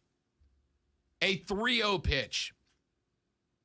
The ball was a slow heater right over the dead center of the plate. And Bryson Worrell went ahead and got his degree in astrophysics by watching how far the ball traveled. Well, Bryson Worrell, like everybody else watching that game, decided, I'm going to keep my eyes on that one. I'm going to keep my eyes on that one until it hits the surface of the moon and I lose track of it. So Bryson, after he sent this ball into the stratosphere, decided to watch it. He took 2 slow steps out of the box and hit a pretty solid bat flip. Just kind of toss it to the side, right? The art of the bat flip is a good one. He took what is, I think, the best bat flip of all. You see a lot of guys, they flip it up in the air, right? So it goes end over end and comes down. You see a lot of guys that will grab the barrel of the bat in their hand and then throw it down like a war hammer. He did what I think is the best bat flip in baseball. It is the most IDGAF bat flip in baseball, where he just tossed it to the side. And he took his 3 more slow steps out of the box after he did it. Well, home plate umpire Perry Castillo decided that there was too much attention on Bryson Worrell. So what did home plate umpire Perry Castillo decide to do? He jumped up out of his stance. He ran up behind Castillo and began pushing him towards first base. Began pushing him to run to first base. He took off his mask. He came up out of his stance after, by the way, you can physically see him lift his head to watch this ball travel into another dimension as well. Put his hand on the lower back of Bryson Worrell and started pushing him towards first base. Why? Why? Like the audacity of this kid. The audacity of this kid to celebrate a 3-run dinger that all but effectively guaranteed that his team was going to the Super Regionals for the first time in program history. Please tell me why. Oh, he was just salty about it, man. But like, that's it. Salty about what? What are you salty about? He's salty. He lost. Look, if you're, he's the umpire. He's the umpire. Well, maybe he had money on the game. It's terrible, man. Terrible. This guy went out of his way to put his hands on a player. He went out of his way to push a player to first base because he did not like that this guy was admiring his own work. Dude, I don't know what to tell you. If it is that big of an offense, then that pitcher will handle it the next time that he comes up to the dish, man. I don't like guys getting plunked. I think it's dumb to plunk a player. I think it's dumb to hit a player because you don't like how they handle business. But it is also dumb and inexcusable and not okay for an umpire to put his hands on a college baseball player and push him to first base because what? Because why? Like, I'm not going to take the easy way out. And I've seen a lot of guys on social media that have had the take of the umpire made it all about him, right? The attention wasn't on him. He wasn't the star of the show. He wasn't the main attraction. So he fixed it. He made it to where we wake up today. And are we talking about ECU's first berth to the Super Regional in program history? No. Are we talking about Bryson Worrell hitting the ball so hard there was smoke trailing off of it when it cleared the fence? No. We're not talking about baseball. We're not talking about hardball. We're not talking about the American pastime. We are talking about an umpire who decided that he didn't like the way the game was being played, so he fixed it by physically pushing a player. It's not cool, man. It's not okay. It's not acceptable. It's not something we should be standing for. It's not something that we should be allowing. Let me ask you the question. What would happen if Bryson Worrell was standing in the box, had his swing ready, was cocked and loaded and ready, the pitcher decided to come off the rubber for a quick timeout, and when Mr. Castillo stood up and put his hands up to signal time and walked out onto home plate, what would have happened if Bryson Worrell would have pushed him? Not like a shove, like a fight. Because Castillo didn't shove Worrell. He put his hand on his lower back and just kind of started guiding him along.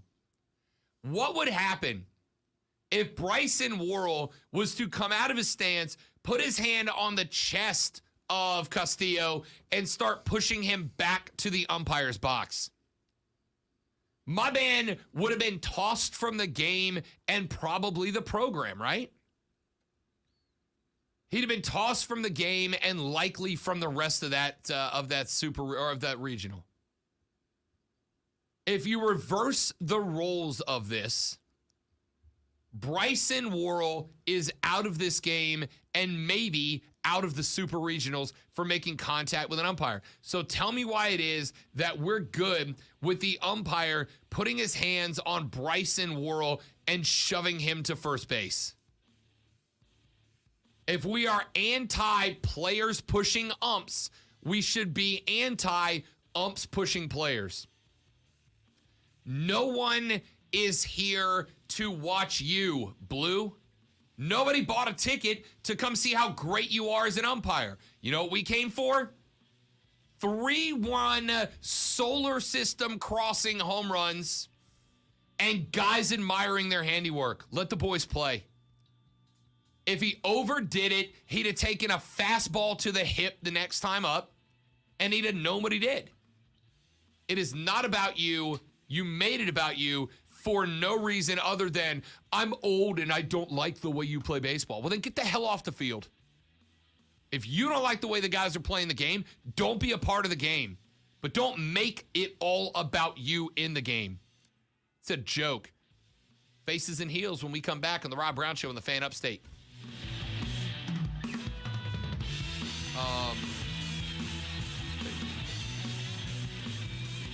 You got a QC.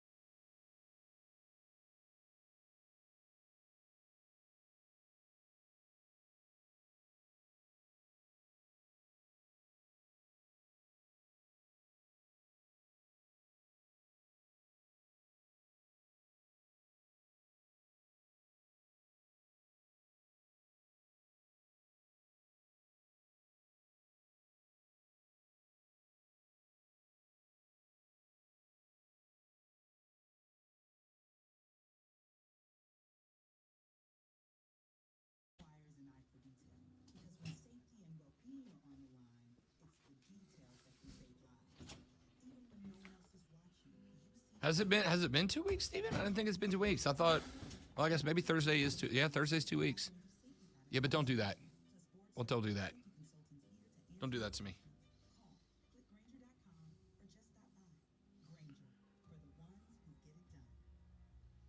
DQ presents the sound of an all-star summer lineup. Leading off, the promising rookie, new Oreo Dirt Pie. On deck, the fan favorite Girl Scout Thin Mints. Summer standouts, drumstick with peanuts and cotton candy. And batting cleanup, it's you with your Actually, took some lighting and camera classes since we're in here during the day. If you could put it on this screen instead of that one, the light from the window will come in and shine your face.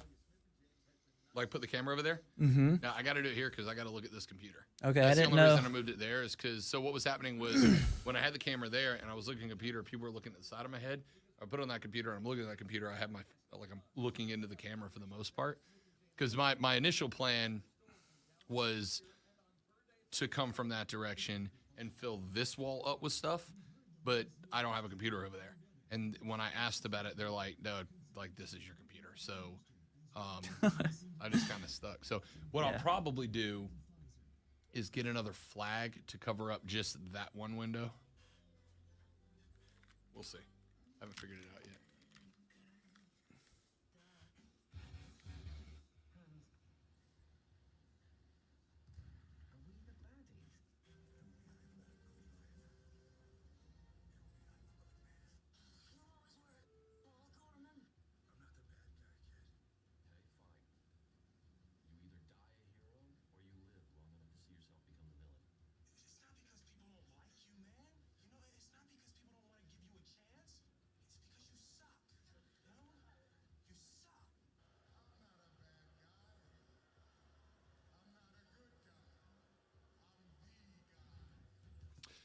It is time for Faces and Heels, where T2 and I are going to take a look at some socially ambiguous situations and try to figure out who is the good guy and who is the bad guy. This is Faces and Heels. All right, let's jump right into this. We start with a work situation here. Oh, lovely. Yes, indeed. Young man says that he has had an issue with a coworker where this coworker has been harassing him for well over a month now.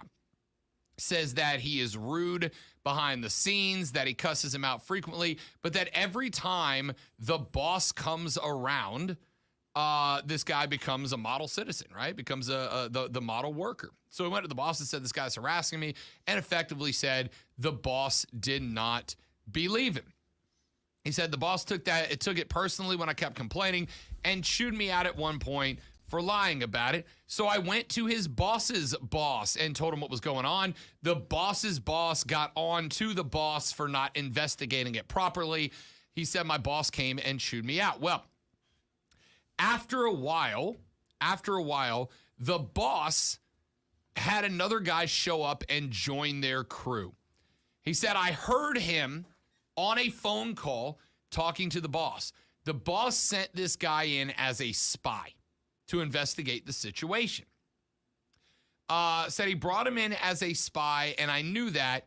He said, instead of telling the boss I knew what he was doing or confronting him, he said, instead, I decided to just start telling the spy a bunch of information. Now, none of it was false, but none of it was current either, right? So he basically started complaining to this spy the boss had planted about incidents that happened with the coworker months ago.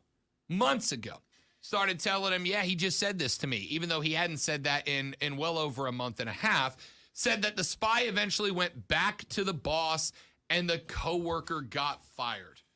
So, is this guy, T2, a good guy or a bad guy for not lying to the spy that the boss sent in, but instead for feeding him really old information as if it was current, so that there was a onslaught of offenses to justify getting rid of the guy. Who's a good guy? Who's a bad guy? Yeah, I mean, it depends on the context, but I would say giving outdated information. I don't know. This is a hard one. That's the game, baby. That's the game. I would say that the boss is the bad guy. The boss is absolutely a heel. The boss is absolutely a heel. But I'm asking, is the guy who gave the bad information to the spy a face or heel? We got to deal with the subject Okay, at hand. I would say that the spy would be a bad guy then, because he gave him old information.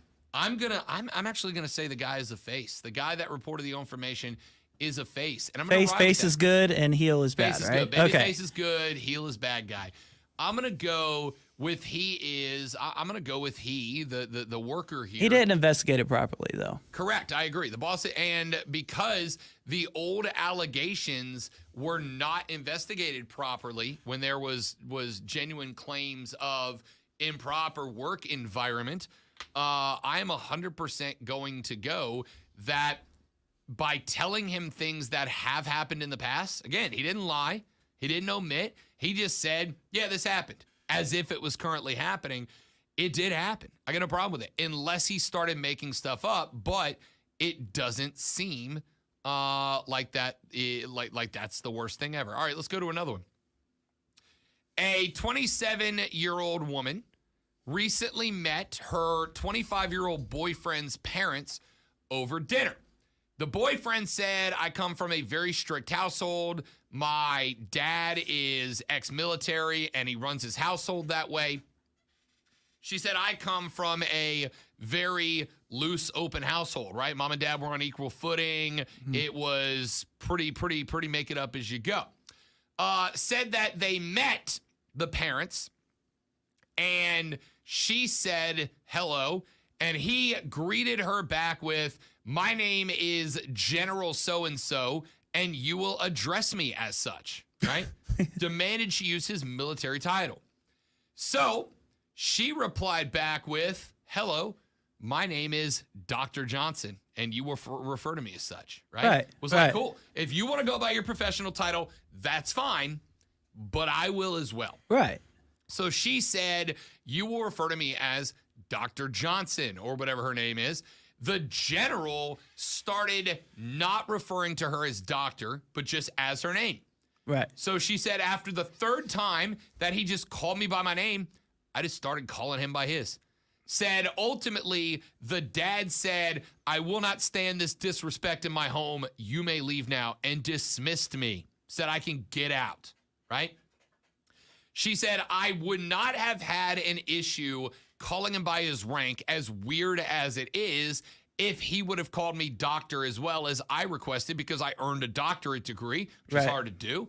She said, I would not have had a problem calling him that had he showed me the same courtesy, but because he did and I didn't, she said, my boyfriend is not talking to me now because he feels like I created an unnecessary conflict between him and his family. I'm going to go first on this one. She's absolutely the face.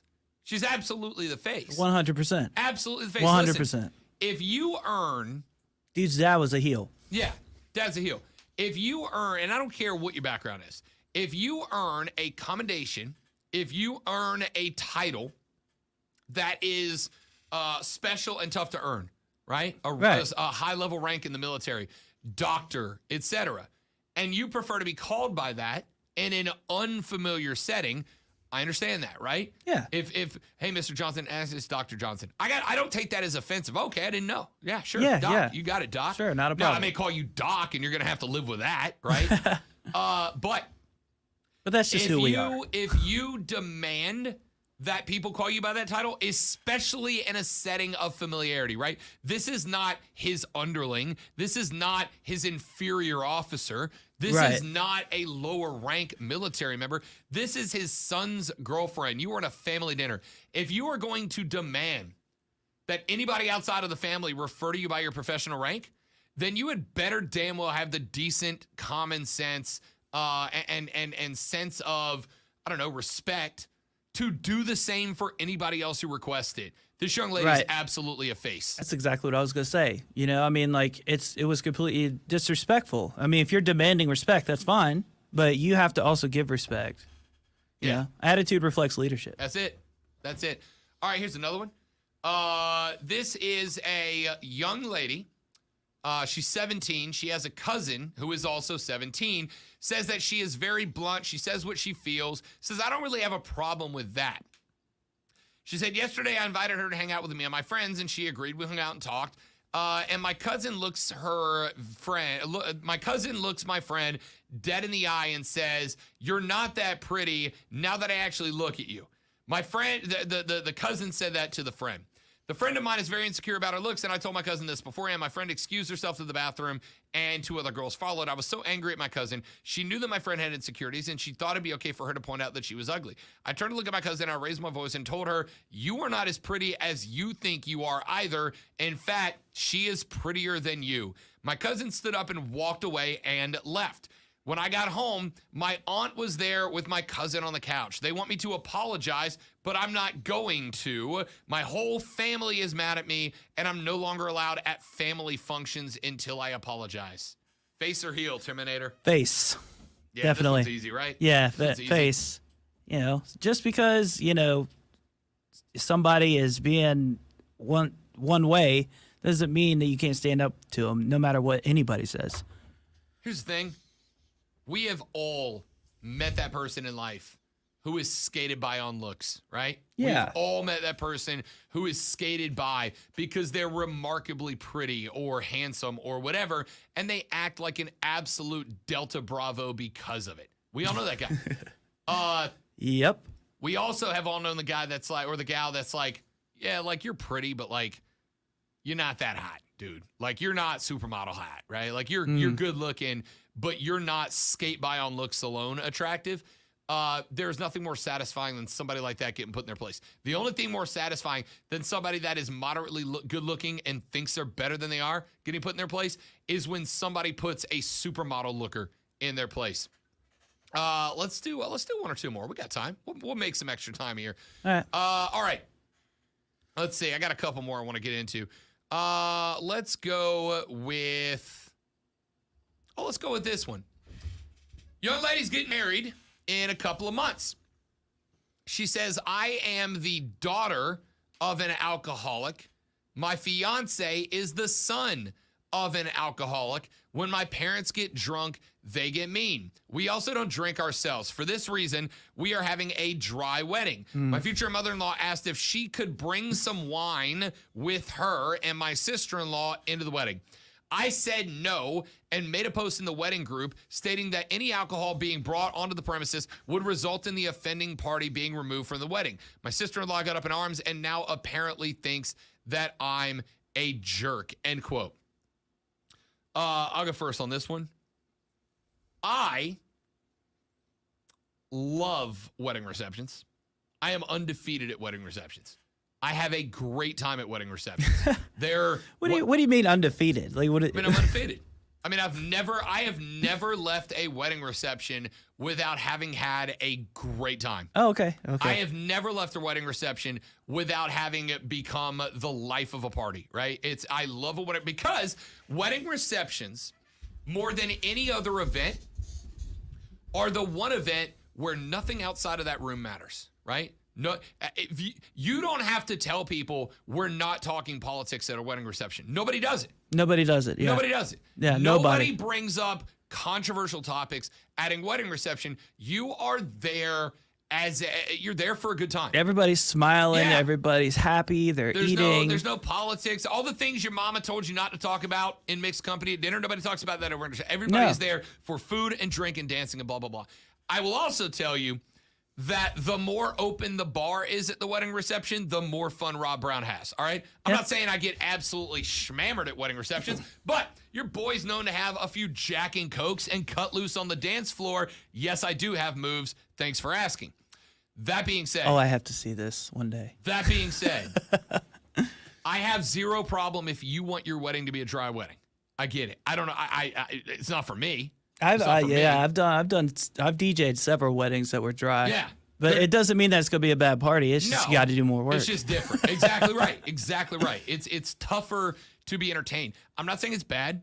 If it's for you, have at, right? I have done a number of dry weddings. I will also tell you, I have left most of those receptions early.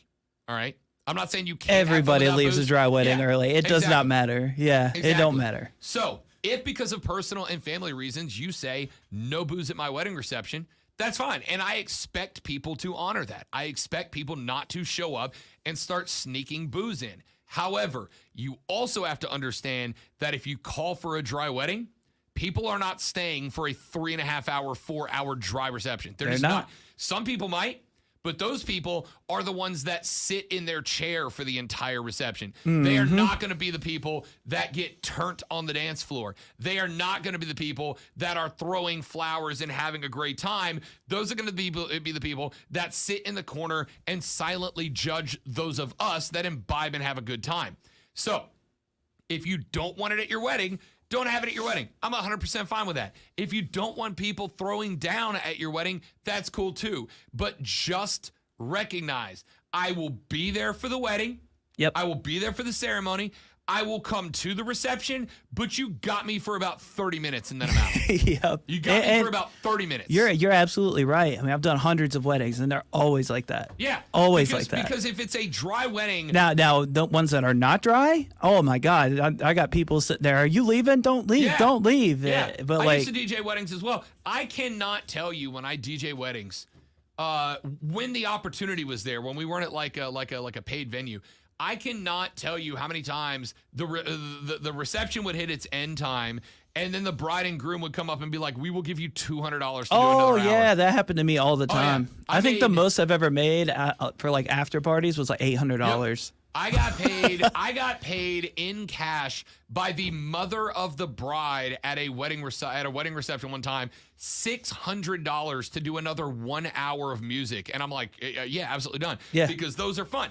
Understand that if you have a dry wedding reception, all that is dinner.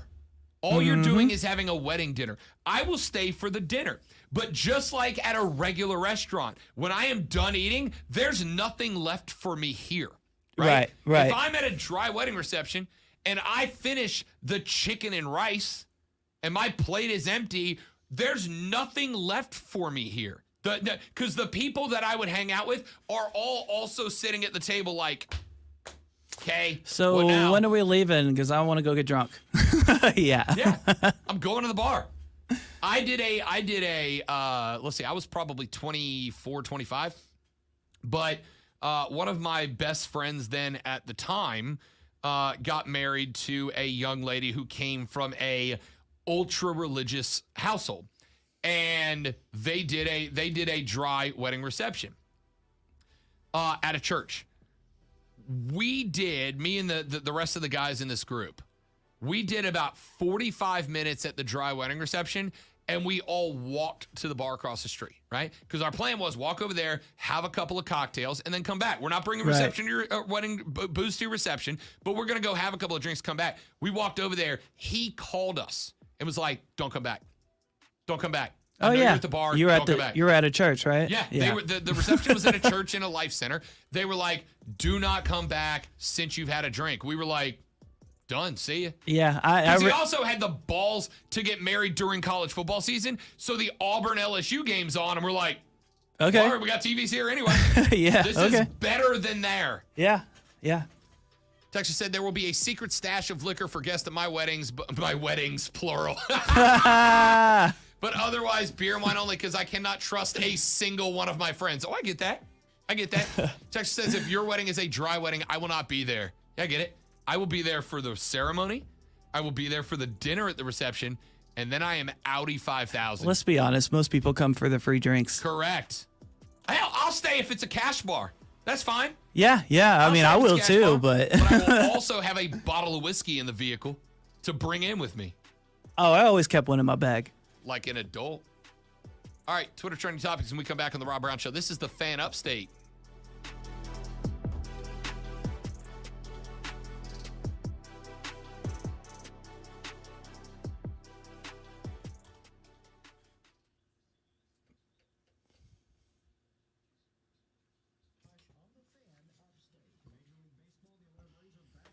make sure that this is still CBSing. It is. Perfect. CBS Sports Radio. Yeah, the last time I was here, I would edit it and then it would go back to normal. I had to edit it again, so I'm just checking it to be sure. Let's listen to it just to be safe.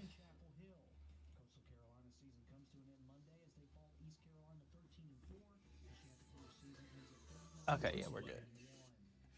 And then we have.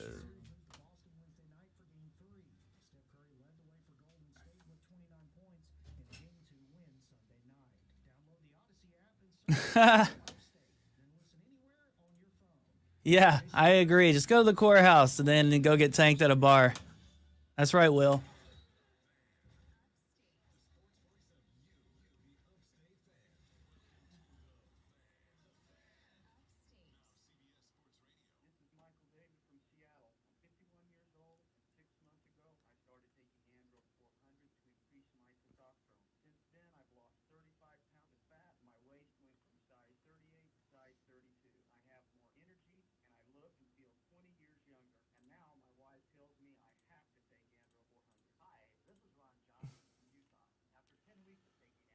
All right. Let's see. I think we're good there.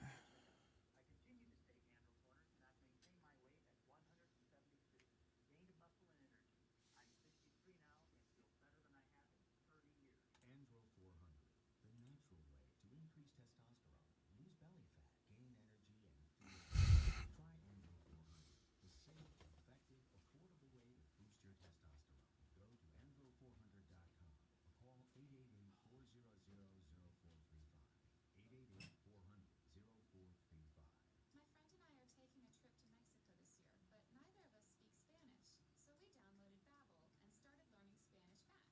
Want to get conversational in another language in as little as 3 weeks? Babbel's quick 10-minute lessons were designed by language experts to be the most efficient and effective way to learn a new language. ¿Cómo te llamas? ¿Cómo te llamas?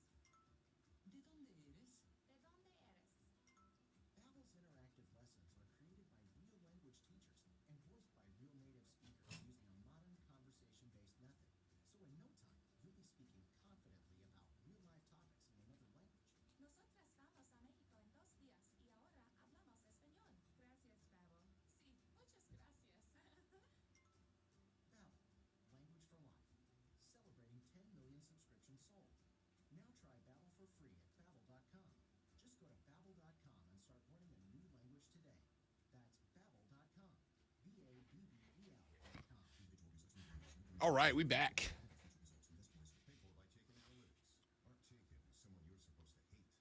He spent 50 years on Wall Street helping to create the entire stock rating system. He's met everyone from Jim Cramer to Martha Stewart. And today, he's sharing an urgent warning to tell anyone who will listen. All righty. Strange days coming to America. In short, a massive and surprising new transition could determine the next group of millionaires while leaving 99% of the public even worse off than before, says Chaikin.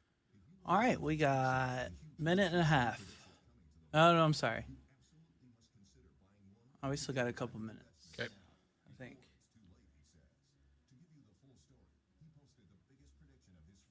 Yeah. Question. Trending topics. Yeah,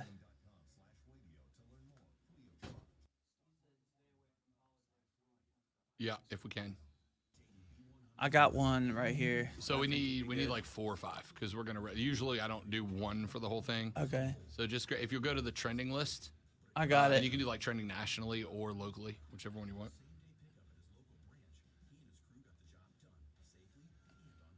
All right, I got. There's a few in here I can read, I think.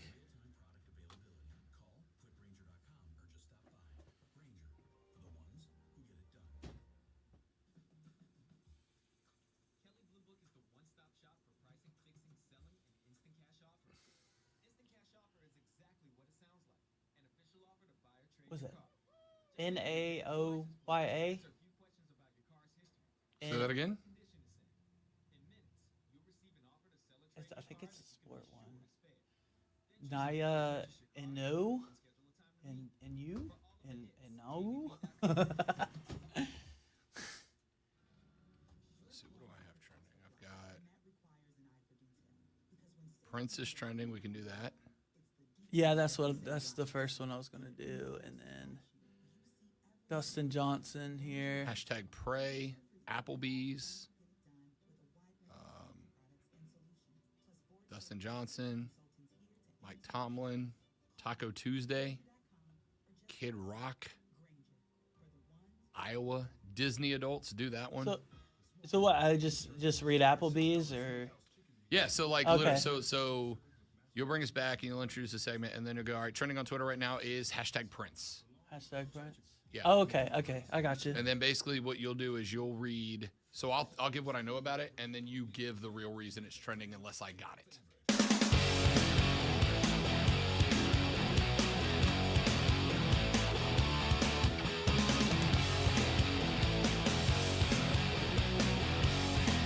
The Rob Brown Show is back on your radio. This is the Fan Upstate. I'm Rob.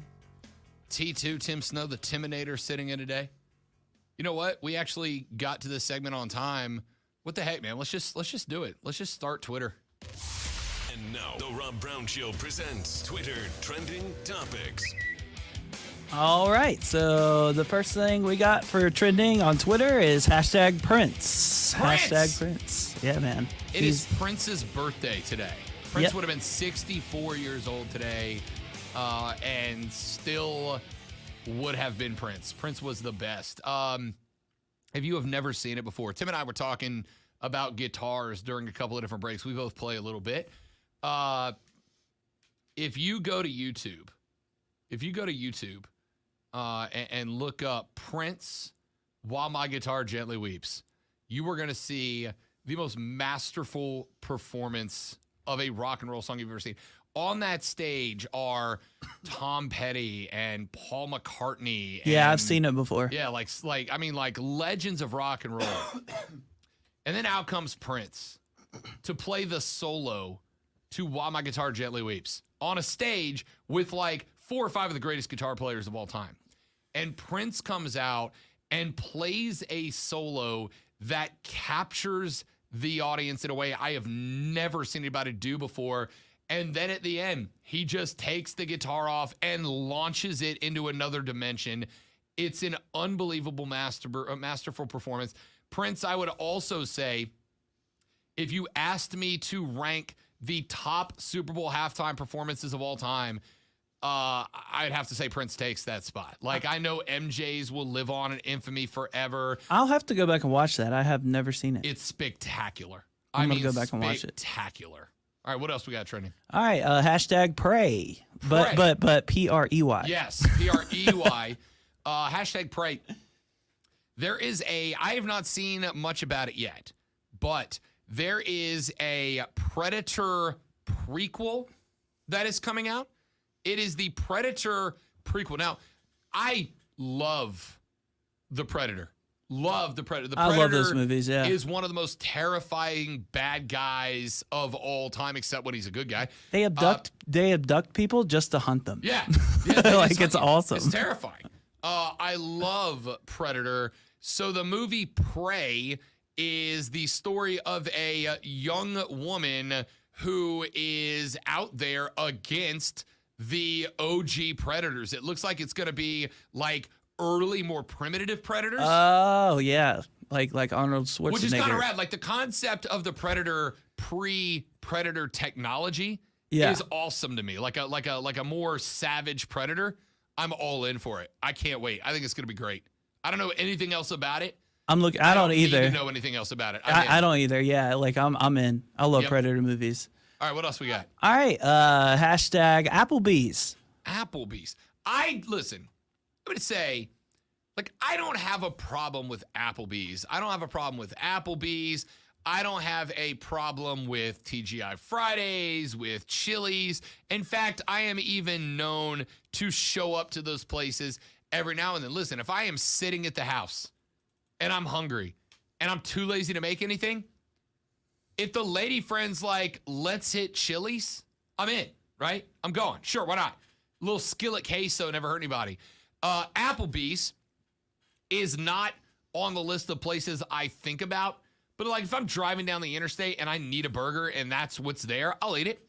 It's trending because there is a woman who put up a video to date shame a guy she was on a date with, right? She went on a date with this guy.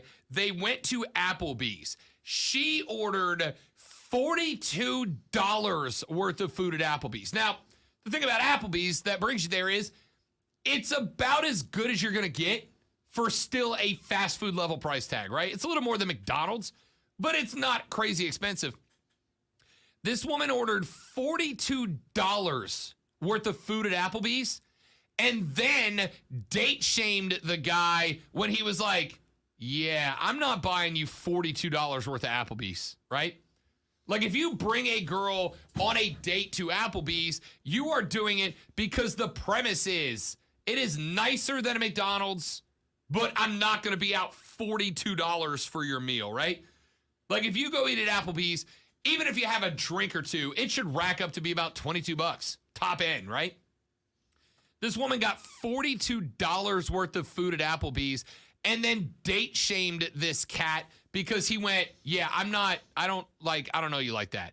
I don't know you enough to buy you food. Which, by the way, if you got $42 at $42 worth of food at Applebee's, that means you ordered dinner and another dinner to take home. Maybe she got dessert. Still, $42 at Applebee's. You could have 3 beers, dessert, and a meal at Applebee's. It shouldn't be $42. If a dude takes you on a first date, ladies, I'm down for him paying. I pay for dates. I paid for my first date with the lady. I pay for dates. I pay for mine. I'm poor and I pay for dates. But if I take you on a date and you drop $50 at the, well, first of all, I'm not taking you to Applebee's for a first date. But if I do and you drop $50, no, not happening. That's it for us, folks. We're back tomorrow to do it all over again. He's T2. I'm Rob Brown. Jim Rome up next. Then Mark Ryan and Diesel take you to Offsides. Back tomorrow on the Rob Brown Show in the Fan Upstate. Later, brother.